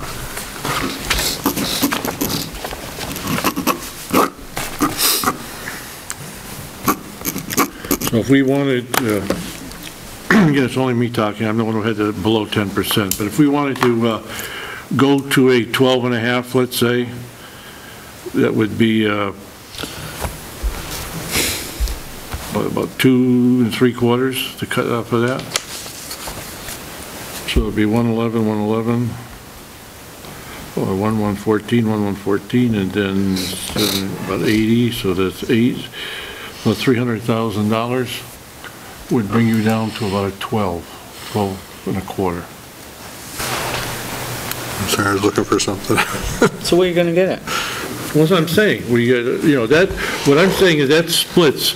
I was looking for below, I would be willing to. What, you want to get to 14%? No. He said 12, No, but like 14 12 and sounds a better. half. Oh. What I'm trying to do is find a common place between below 10, but not as high as 15.2. To get something like a 12 and a half would be meeting something that U.S. Congress can't seem to do, is get together where we can say, I'm willing to go up, if some people are saying I'm willing to come down, we can get an even point, we can all support this budget, and then move on from there. Yes?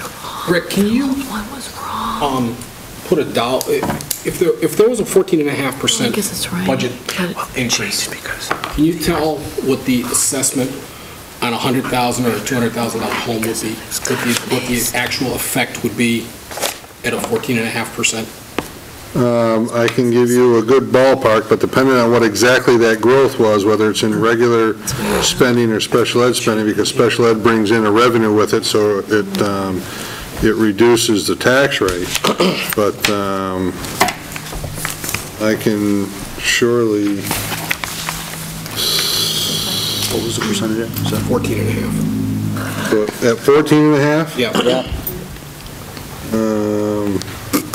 Three-quarters. I'm just picking an arbitrary number, 14.5.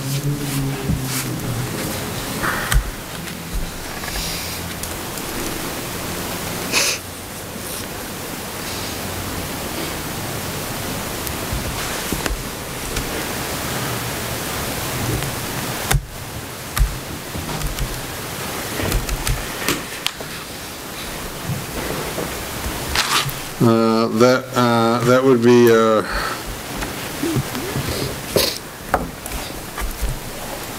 yeah, I want to give you some revenue there, because it's,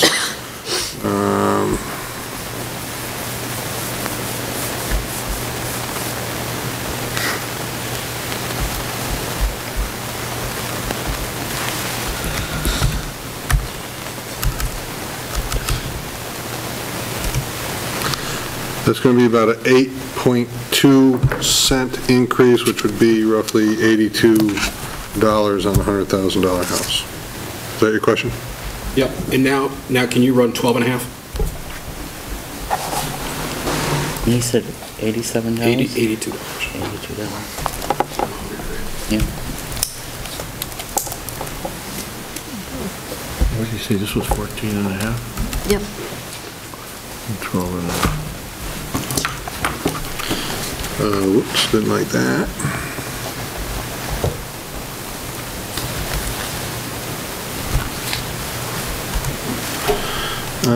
$7 increase, so $70. So the difference basically, Ken, between maybe, the 12.5 and the 14.5 is, we're looking at roughly $12 per $100,000.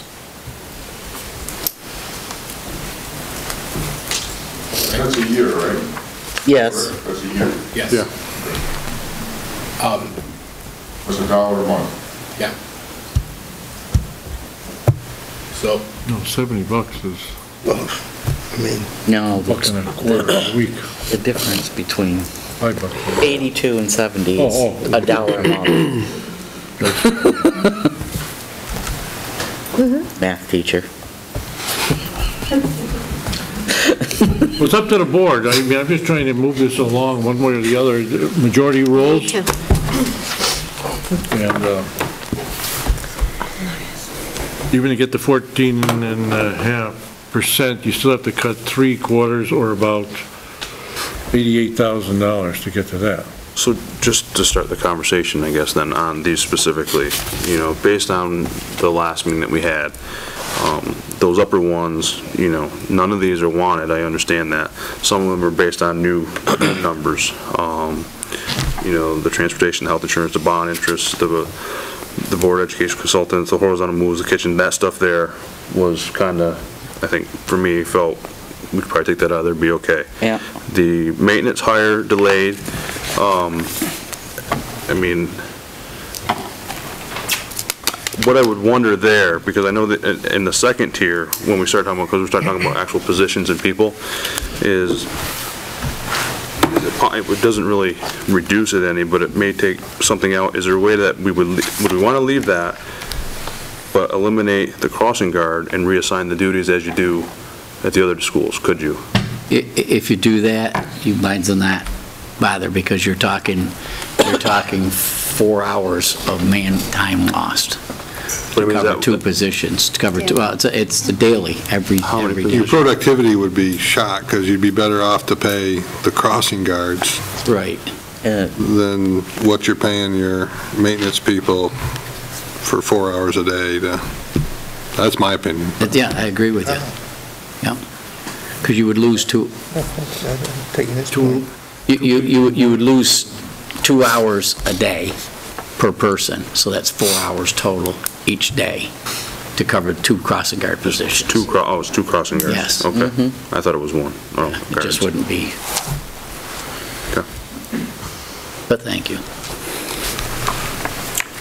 I ask in regards to some of these positions, the 3 sped pairs, the sped professional, I'd like to know whether they are a current existing staffed position or if it is a new position, and that goes down through a number of them. So the 3 sped pairs that are net, is that a current staffed position, or I guess what I'm trying to figure out is that a cut of staff, or was that an addition? It's not a cut of staff. It's not a cut of staff. Is that addition?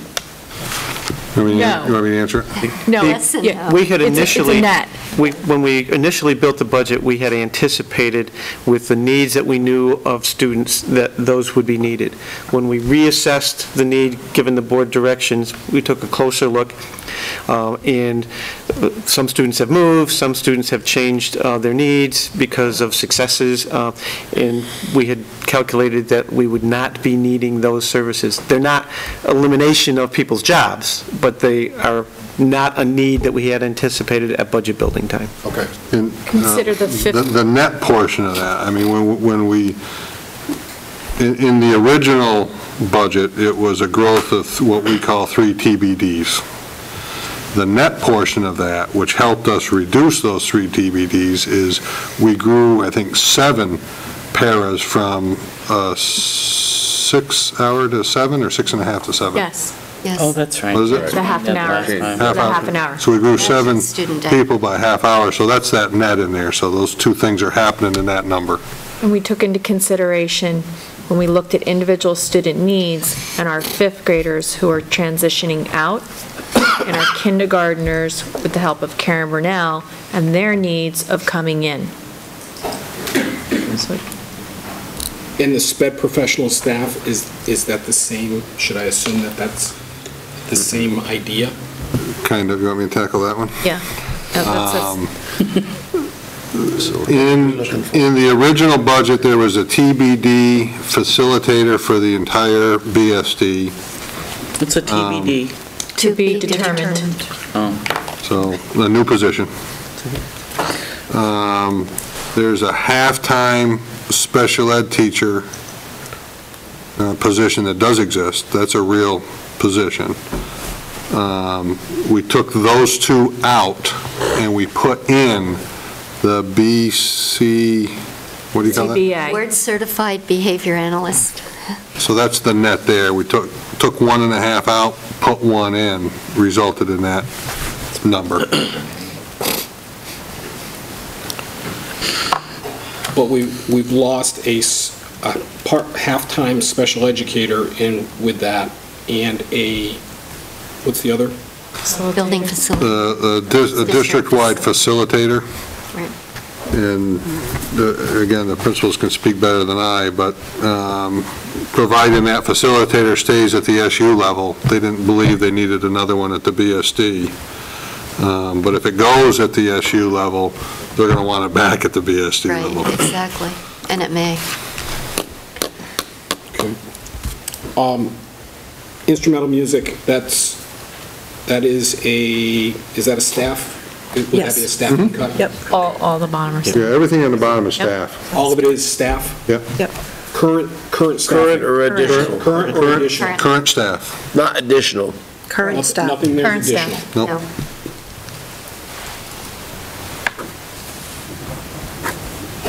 So just so I can, well, you guys are all thinking, just so I can defend myself. FY12, we had a positive revenue variance of 3.8% and a positive expenditure variance of 1/2%. I think that's pretty good budgeting. That's very close budgeting. Now, there's other sped staff, isn't that the one where we used to have a, like, facilitator at all three buildings, and they're going to eliminate those? Is that what those? No. We've never The had other a sped. facilitator in three. Go ahead. What's that? I was going to say the other sped compensation is a combination of overtime, substitutes, I'm sorry. Which one are you looking at? We're looking at other sped staff compensation. Yeah, That was about the there were overtime substitutes, we're pulling teachers out to do stuff, we'll be able to do less of that.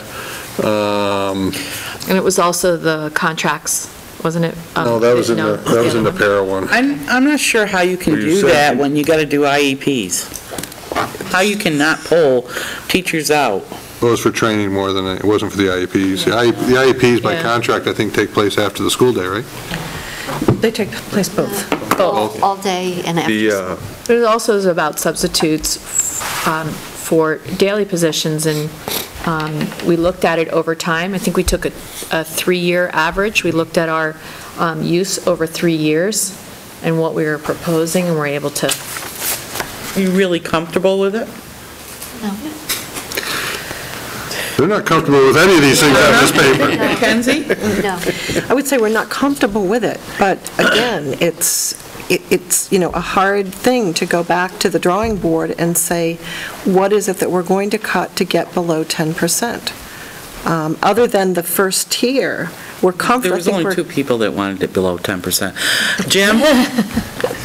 No, I'm not comfortable with it. I mean, there was a charge that was given. We made priority listings of what, we top tier, okay, we got better numbers. Will we live with it? Yes, we will, whatever the board comes up with. But our recommendation was the budget, and we'll go with whatever you direct us to. You did say, and I think you said it, there was some change in contracts. You went to eliminate some overtime there, too. At least that was some of my notes from that meeting. Extended contract for paraeducators. Yeah, that's in the 3 sped paras net. That's where that contract, those 7 people that we've adjusted the contracts for, or we will adjust the contracts for.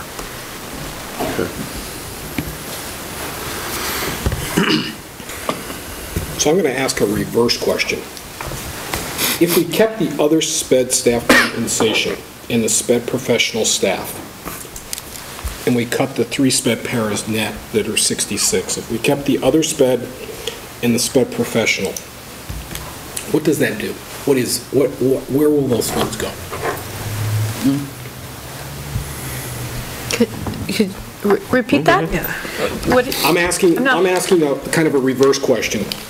If we were to leave the other sped staff compensation line item of 52,165 and the sped professional staff net of 66,556, what does that give us? Who's going to get paid by that? It would give us the BS. What is that going to give us, the addition that we're taking away? It would give us a BSD dedicated I don't, supervisor of sorts, I'm not sure what the direct term is going to be. But facilitator to work with special educators on making sure IEPs are in accordance with what they should be, looking at paraprofessional services, making the system work better and more efficiently and effectively. And it would also allow training for special education staff under the compensation, so that we would make sure that they did get coverage, that there was training that we could fund for whatever the special education need that would be identified. Now, a facilitator, would they have a special education degree? Would they have a special education degree? Yes, absolutely. Have to. It's your local, it's your LEA, it's your local education. Right. Designated. Designate, representative. Designated LEA. Not knowing where you're going with the thought there, but is the thought that if you were to keep oversight, you would add more value to the programs? Part of the potentially thing prevent. That seems to part of the risk management. An overview of the last few months is that there's no, in the special education end of things, there was nobody kind of in charge or to look over or to everything to funnel back. Closer to service rather than further away. So, to me, having a facilitator that maybe is a stopgap before it has to go to the central office, because from a personal point of view, there's a number of times that we've sat and had to wait to get an answer on something, where if you had somebody in charge at the building level that may be able to make some of those decisions is a huge benefit. Which I think... I also think it goes back to the risk a type of evaluation that could be done of what's going on within the special education department in that particular school. Compliance and for written documentation. This is a new position. Is someone to... No, it's not. No. Okay. We have a .4 now. Currently have an individual filling the increase, to be full-time. Yes. So we wouldn't have to go out for a search. So where I was going with this is because of her history over last year. You have to open it up. Right, open it up, but we'd have a candidate. Because my fear would be is perhaps we keep that, but we'd have a harder time filling the position, because like we did at Bennington for quite some time, we had that vacant SPED position. So I would go along. You're wondering if the applicant pool would have continuity. Well, not only that, but can we fill it? We may keep it, but we're 9 months to 10 months out and not have someone there. So I just was trying to make sure. Well, I think it's part of the risk management for the compliance issue and the written documentation, as well as service. And I think that funnels back to that report that could be coming down from the state that maybe could eliminate some of those issues. Along with, I don't think maybe the general public understands that, you can have a 3.5-hour IEP meeting, a 3-hour IEP meeting. That that you need somebody that's kind of dedicated to being able to sit in that meeting and make decisions without saying, okay, I've got another one, or so I think it's a personal benefit to keep that. Good. And that SPED professional staff one, right? Yes. 18, Are people ready to go over these issues and get a feeling of how we want to move on this? It's getting to be later and later, and there's a lot of talk and not a lot of action here. So, on the first item here, the SPED contracted services. Now that, in my opinion, it seemed like it's a pretty reasonable use of the taxpayers' dollars. I like the cut, but I think we're going to get a lot getting that professional New England group in here, working with our teachers, working with our paras, making sure the whole program is working correctly. And, I could support that, keeping that first item in there. The rest of you feel? Yep. Yeah, going along with that. Okay. Yep. Okay, we'll just put that as a keeper. Okay, Board of Ed contingency. One quick, Rick, refresher on that one. You have 125,000 We were just trying to have everybody share the pain, and we took 25 grand. Take it, he said there's 125 in there, we're taking 20, he's leaving 100,000 in for contingency for the board. I have no take that problem, out? I'd cut it. Okay, cut.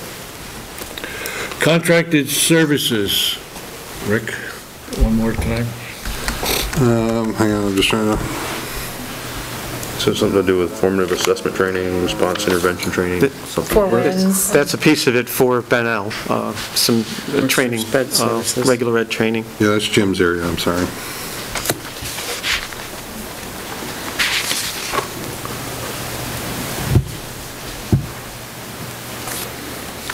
There's a lot of different things in there, is that what it is? Combination. There are a combination of things. One is some formative assessment, which is special ed training. Some is contracting available services for electronic monitoring of teacher activities during the school day.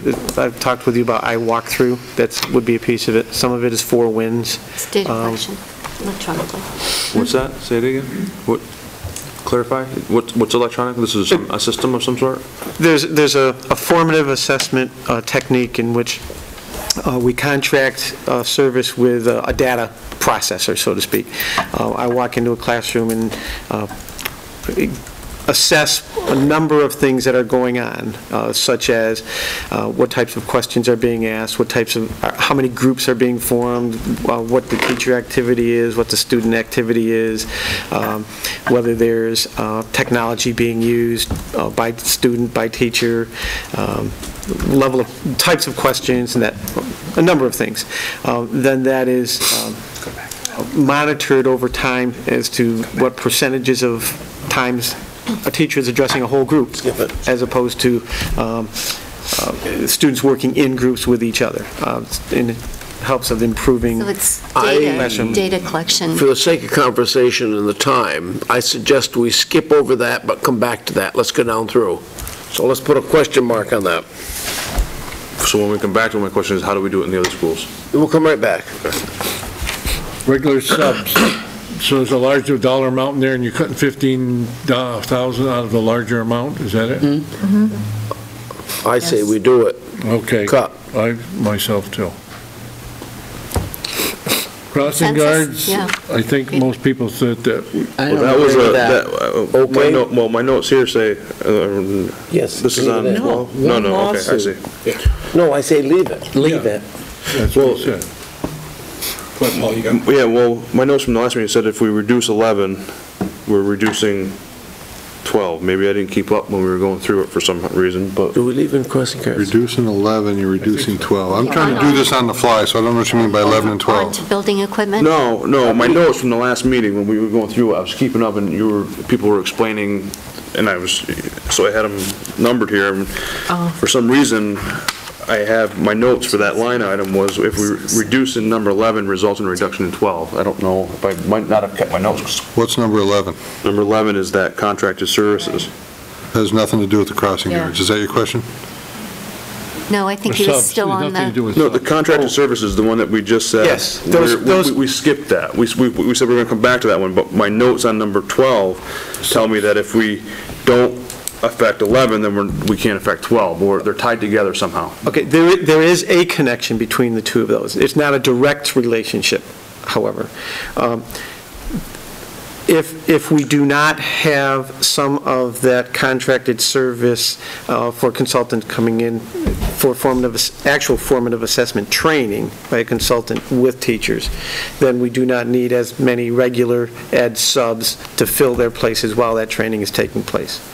And is that 15 tied to that, directly to that? It's not connected to the iWalkthrough that I just mentioned. But if I felt a building need that we needed to train in differentiated instruction, the contracted service amount would allow me to engage a professional to come in and meet with teachers, and the sub amount would allow me to fill the vacancy in the classroom so it could have happened during the school day. So there's a connection, but not a direct... So there's detail there that needs to be clarified if we're going to put yay or nay on 12, is all I'm saying, I guess, then. Well, the regular subs is just, it's not if we cut regular subs, that doesn't automatically mean that we've got to cut contracted services as well. Is that correct? Right. The regular sub reduction. Money in the sub account that you could still get a sub in if you needed to. Yeah. Correct. There will still be money for subs. We would just need to monitor more closely whether there's a high usage for some reason of sick days, which would then reduce our likelihood of doing some contracted service. All right. Leave crossing guards in? Crossing guards, keep, okay. District-wide building equipment, was that lawnmowers and things like that? You okay with that? Yeah, I'm okay with it. I'll do my part. I'll do my part. I say we cut it. Cut it, okay. Ed equipment? No, that reduces, must reduce from a larger number. Right. 90,000 down to 80,000 was what I had here. Right. What is that? 40 What exactly is that? And 40,000 of that is those laptops. Second-year lease on the Kuno tablets. Yeah, that's important. And the other 40,000 is various equipment needed through the years to replace desks and chairs and smart boards and that kind of stuff. I say cut. All right, cut. Okay, other sped staff compensation? What is it? That's what, Leave it. Overtime, Kelly, substitutes. Can you, Rick, are you excuse me, I'm sorry. Overtime? Right, it was a change of contracted service. Oh. Contract change. I'm trying. Can you tell us where we currently are? Yeah, can I get a clarification? Sure. So what I have as being cut so far is, well, sped transportation is actually going up. Yeah. Health insurance being cut, bond, Board of Ed consultants, horizontal move, kitchen. I'm confused on the maintenance hire, is that? We haven't talked about it yet. So I currently has it being cut. Out-of-district placement being cut, Board of Ed contingency being cut, Yep. contracted services being cut. No, we're not. No. We haven't decided. No, we haven't touched that yet. Regular subs. Regular subs cut. Wait a minute, let him catch up.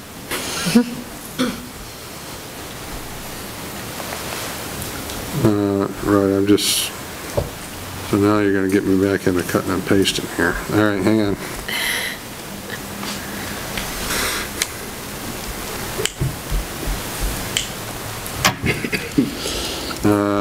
So regular, District-wide. regular building. subs is being cut. Yep. Crossing guards is staying, right? Yes.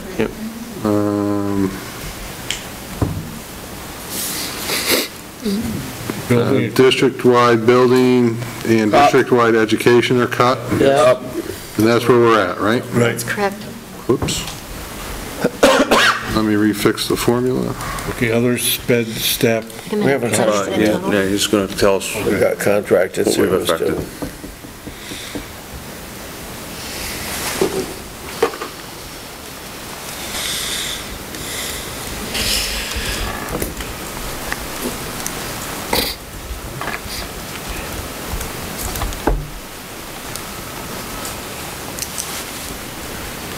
Well, Rick has figured, just the clarity, my position is only delayed, so it's only cut for half the year. Right. Okay, just want to Actually, clarify. not even cut half a year, it's cut till October 1st. Okay, October 1st.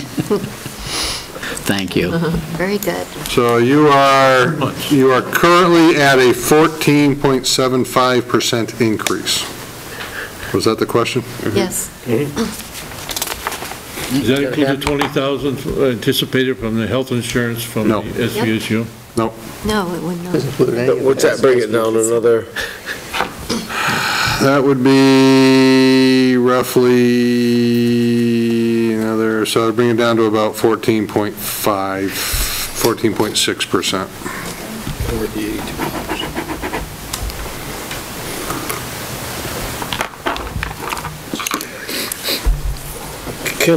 But we haven't talked, I mean, the 3 pairs are not actual staff we have now, and you feel comfortable that we're not going to need them?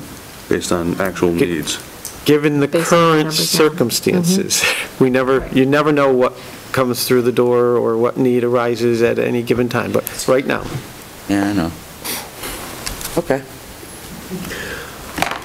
Can I suggest that we go back up to contracted services? Let's see if we've got agreement on that, one way or the other. We're keeping it.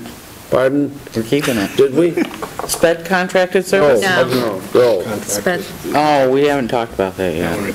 So my question goes back to, it sounds like it's an assessment tool of what's going on in the classroom in and around. What's currently done now or in the other schools? And have we already purchased this type of system someplace, or convince me why it should be there or what we're doing? The one piece is just at Bennell at the moment. There's thought of perhaps expanding it, but that's in the thought This is the stage. Bennell currently. piece. Right. That would allow for, however, contracted services for other issues. I mean, for example, the district is currently funding a consultant for us to come in and reevaluate our PBIS program. That would be something that we are in need of, but could also continue work on if there were some funds there for next year. Or reading initiatives or math initiatives or anything of that sort. So it gives data as the principal goes through the classrooms that they can then sit down with the teacher in conference called academic conferencing, where they can give feedback and have a dialogue about the instructional focus in the classroom, the methodology. Have that piece at the other schools? Bennell. It's at Bennell, but I think that the line included Monument also, and it tracks things like student engagement, classroom environment, content areas, grouping patterns, teacher interactions, student interactions, questioning, Bloom's taxonomy, and then you can actually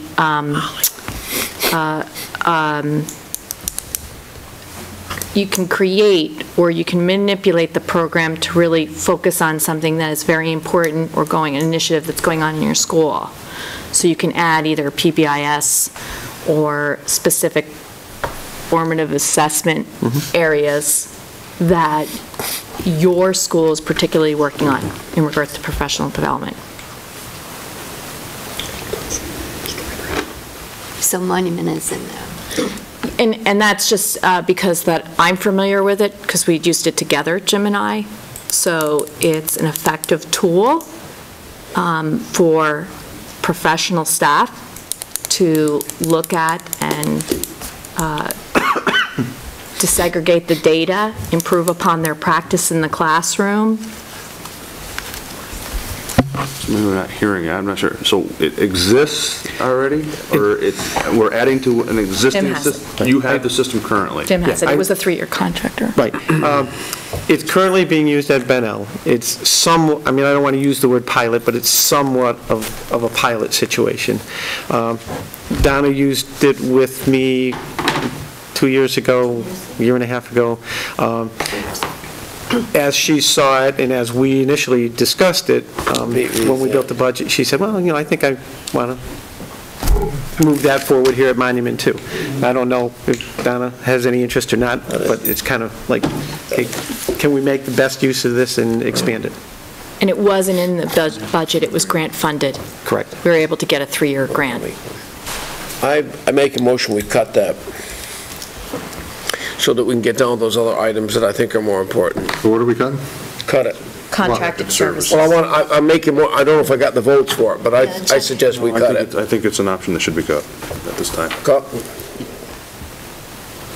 So we're down to what? Staff compensation? Sped staff, sped parents. Yes, sped other professionals. staff compensation.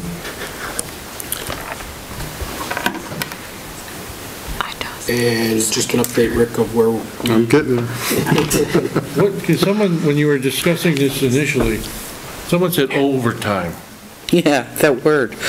It was because paras are Yeah, I normally could- on a, was 6.5 hour. No, but I thought they eliminated that because they're getting 6 or 7 of them, they're going to work the full day. We have to phase it We do in, the right? contract. Yeah, We did grow. that's part of that. So that eliminates the overtime. That's part of the 3 sped pairs net, that's in that number. Oh, okay. Where are we, Rick?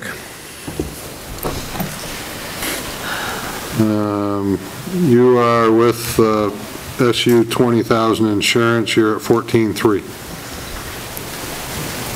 1403? 14.3. Are we going to keep the sped paras and the sped professional? That's what we're...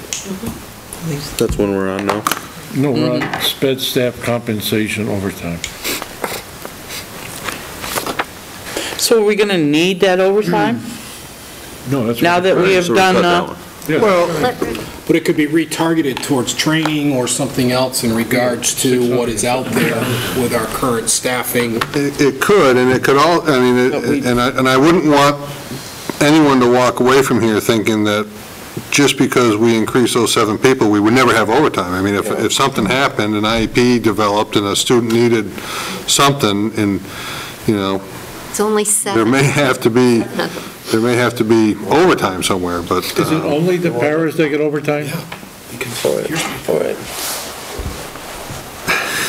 It's the support staff as opposed to professional. Yeah, I mean, you know, what's the difference? I mean, technically, teachers will get $13.75 an hour when they're outside their contract. I mean, we don't necessarily call it overtime, but I don't know how often that happens in the sped world, because that's usually administrative assigned duties, but, Too often. you know, I don't think that happens a lot. Doesn't. Rick, for argumentative purposes here, I mean, we're at 14.3. Let's say we took $60,000, the 60... 52,165? 52,165, okay? What's that move the tax base from like 14.3 to 14.2? I mean, we're talking... No, that should bring it down. You're down to about 3...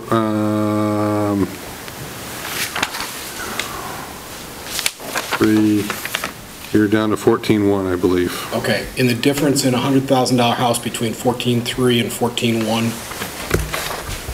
Pretty minor. Pretty minor. So, I mean, for something that's as important as the special education line things, I mean, to talk percentages on a $100,000 house, I think we're starting to cut hairs now.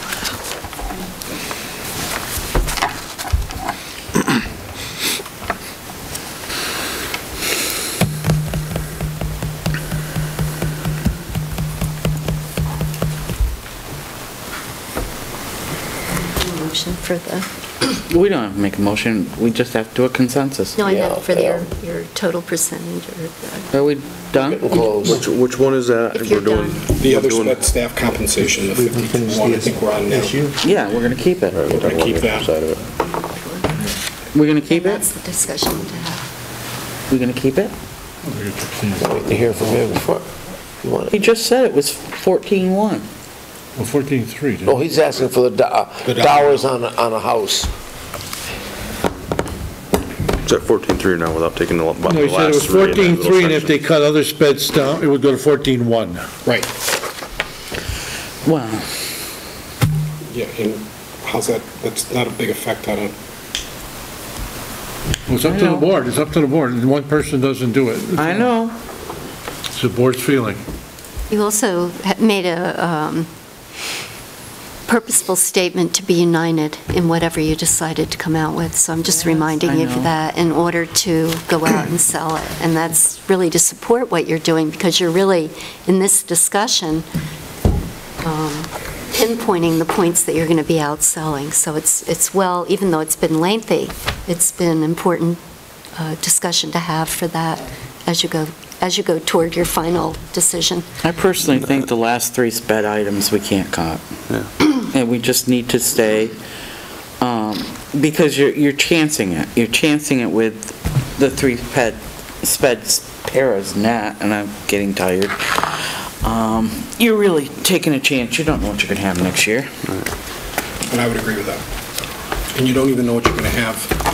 We know we're going to have a bigger budget. At the end of the year. Yeah. That's what we know we're going to have next year. But also the We need a motion. the special needs part of it. Well, Stop. I think that Woody has, on that item we might, but I think then. For your when we get final back- We're budget going to have to total. get back together anyway. He's got to go through this and tweak it. Also, we haven't even talked in ESU, and that has an impact. Well, yeah, It's if the you went to the 24th. SU, there's 50,000, you'd be below 14, you'd be 13 something. So when are you gonna warn it? So we're not ready to do No, it, he's just saying if we went to the SVSU. right? Right. And that's not till the 24th. Okay. So we couldn't warn it until Wednesday, the 1st. That's if the board gives permission for us to go to the SVSU and negotiate You with got it. Yeah, absolutely. Okay, we got direction, George, all right? Okay, so what do you, so you, consensus is we stop at this point and then go on to The SU. What are we going after with the SU? Well, what we talked last week. No, we didn't really get into it. We had this form. Okay, well, go ahead, you go. Right. Go ahead. So this was what was presented so far. It was asked to talk about specifically with the SU, which was the tuition reimbursement, curriculum materials, HR position, file clerk, admin, and the plus, for a total of 0.86% if we were to go after all of them. Right? Plus what came up at public meeting a couple of weeks ago that we just got the response to, and that was on the business manager. I think we go back to that. On all other issues within the SU budget. Exactly. And how, I don't know how to word it, but. Well, that's just the way it did. no guarantee when you go to SVSU, you may just get nothing. You may get, most majority say, no, we're happy with what, we need those positions. But we want to give you the latitude to discuss the full menu. Right, because if we go into it, if you're going to open up the budget, then we want to bring up discussion on as many options as we can. Besides those, you mean? Yeah. Right. Whatever. Take that back. What's that? I take whatever I said back. About going to the SU? You guys are treacherous. Why? Do we have other items? It's not, you don't want to talk about all the other pieces? Did we have two positions? So the SVSU meets on the 24th. Where they start. Correct.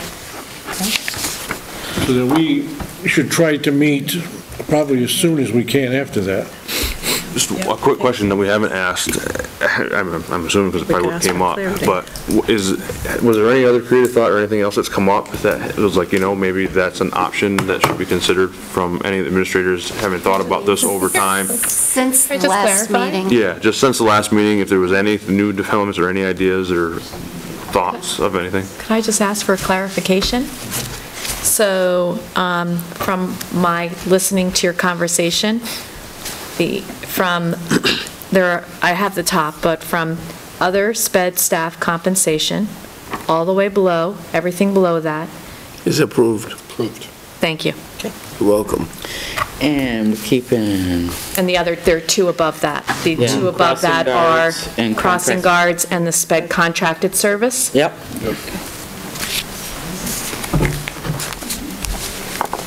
Can I just do the same clarification, just so I make sure we're all on the same page? Sped contracted service we're keeping? Oh, well. We cut it. Maybe I shouldn't say. Did not. Contracted? So sped, starting at the top. I'm sorry, Jackie. Sped transportation. Yes. Health insurance. Yes. Bond interest. Yep. Board consultants. Horizontal. Yes. Kitchen. Yes. Maintenance hire. Yep. Out of district. Yep. Yep. Contingency. Yep. Yes. Regular subs. Yep. District building equipment. District ed equipment. Yep. And contracted service. Contracted service. Yep. Should have skipped over that one, right? And then I've got 20 grand roughly for SVSU insurance. And anything else that they can dig up? Do we all agree? Yes. Now, one thing to answer your question, Paul, and I haven't, it's not big money, but we did an opening for our new copier bid today. And actually, district-wide, we do a district-wide SVSU copier contract. We're actually getting more powerful equipment. 99% of the pieces are going to be networked, so we'll be printing directly to the copiers. We'll be getting rid of local printers and local ink. And that bid came in district-wide about 10,000 less than we've been paying the last 3 years. So your savings is roughly going to be about $4,000 or $5,000 in that transaction. Not a lot of money, but you will see that once I finish the analysis. You'll get your share of that savings.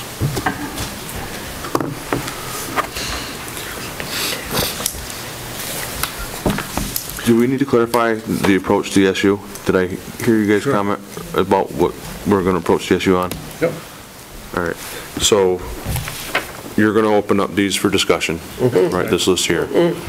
But what Claude and I were sitting here just saying is that we want to make sure to clarify how the funds are being spent for services that are getting charged to our district that may be getting, well, for work that may be being done elsewhere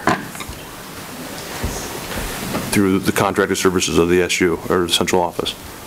Do you understand what we're looking for? To make sure that funds are being spent where they're supposed to be for the hours of work for what we're doing here and not time away. I got it.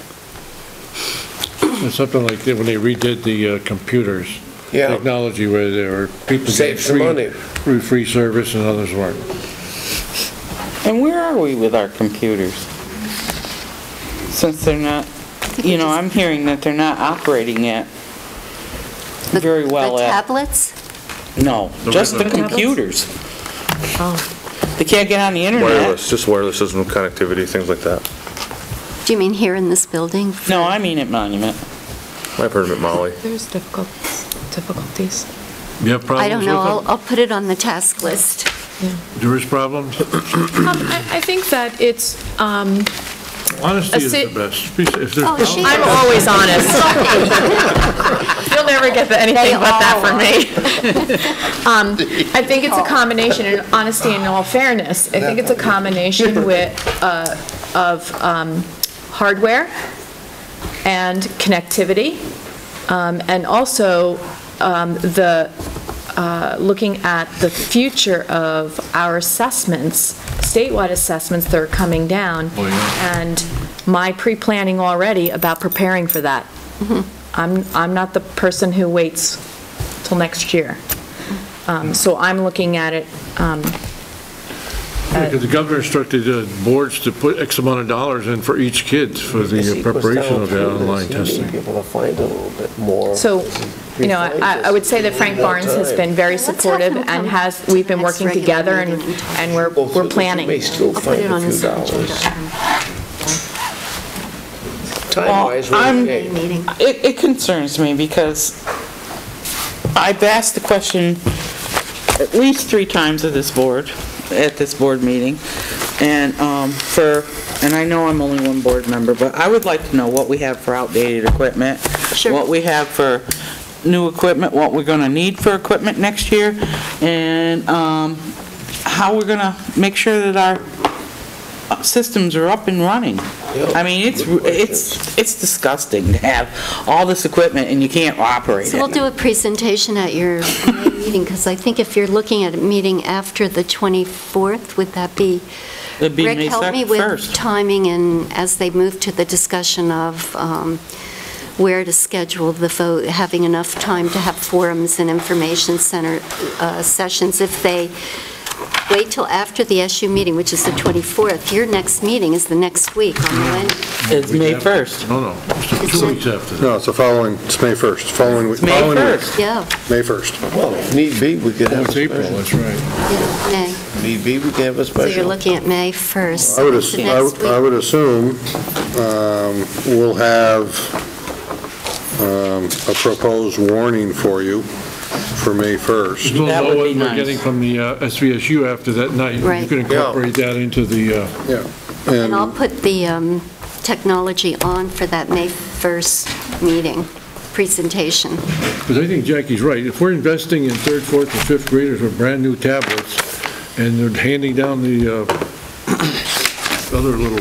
Whatever. I mean, the most important thing is the wireless within the schools, making sure it works. Because if the kid's got a Cadillac in front of them, it doesn't work, it doesn't make much difference. And what's the SVSU doing to replace milk? We have. What'd you say? Oh, I thought you Better replace. yeah, we have. We have. So, Is there a need for a special before that date? Well, not if it's going to be, we're going to meet Are on that we all right, Wednesday. Rick, on those? Yeah, I would say We all just right do with the your dates that we got, Rick, or do you want a special? no, I mean, we'll get whatever feedback we get from the SU. Right. And, then I'm going to need a couple days anyway to put everything together. You'll get a draft warning for your meeting on the 1st. All right. You're going to have, between now and then, you're going to have to think about when you want the vote to be. It can be as early as 7 days after that. Probably can't be any more than 40 days. You probably still have to stick within the 40-day, I guess. I'd have to double check that, but I don't know why they would let you go beyond that. You got to decide whether you want any public meetings. Yeah. You have to have one informational meeting between the warning and that informational meeting has to be within 2 days of the vote. 5 days. So depending on when you set the vote for would determine what the informational meeting is. And I don't know if you want more than that or, I think they What you did wanna at do? least one. Well, I think there should be some radio, and there should be some cat TV, Yep. and You invited us to come and, we need to do something on, in the paper. Yep. if I can get George to come, I'll try and find the date of AARP and we can, Oh, yeah. speak with Too AARP. young for that. Oh, this guy, what? And we've got the radio slots already, Come so. too, right? Yeah, oh, yeah, I would. Are we Yeah. done? Sure. The only thing I want to say before we close up, we have tremendous big issues still we're going to have to talk about within months of this place with our space issues. Thank you. And, Be the only one beating the drum. well, it's going to, because people are going to be, we're going to go away from here warm and fuzzy thinking we accomplished, did a stroke of business. We didn't. We still have the problem. Just one And step. people Baby need to, step. when this goes out, we talk about publicity, we got to tell them that this is what we've gotten this to try to pass, but these are all the things that are here still that we have to address, which is going to be, whether it be class sizes, or whether it be space issues, renting space, new space, and we don't have anything built into this budget to manage that. And it's not that we need it here, but it's going to be a part of, there may be some expenses that are required to prepare for the next budget. Yes. Okay. Yes. Didn't we have 2 items that were tabled last meeting? What were they? Do you have what? We had 2 Oh, items, the, staffing. I have Consent a, agenda? did you It was on the wanna, consent agenda, the 2 items we Yeah, I have a pulled. revised one. You want to take it up right now? Shouldn't we get that done? George, did you want you wanted Code of Ethics. executive session for... Oh, I'll request it right now, yes, let's get it. For Are we done? evaluation and performance is what you'll Yes. warn it for. Well, we're done with the evaluation. No, this is, Personnel. she's presenting. Oh, do you have something for executive session? You have other than 2 personnel? items. Yeah, Yeah, you have evaluations and performance. and personnel. And personnel. Personnel, it's personnel evaluations. I'll make a motion for executive session for evaluations and personnel. Second? Second. All in favor? It would just be me and the board members. So we look at 14.3.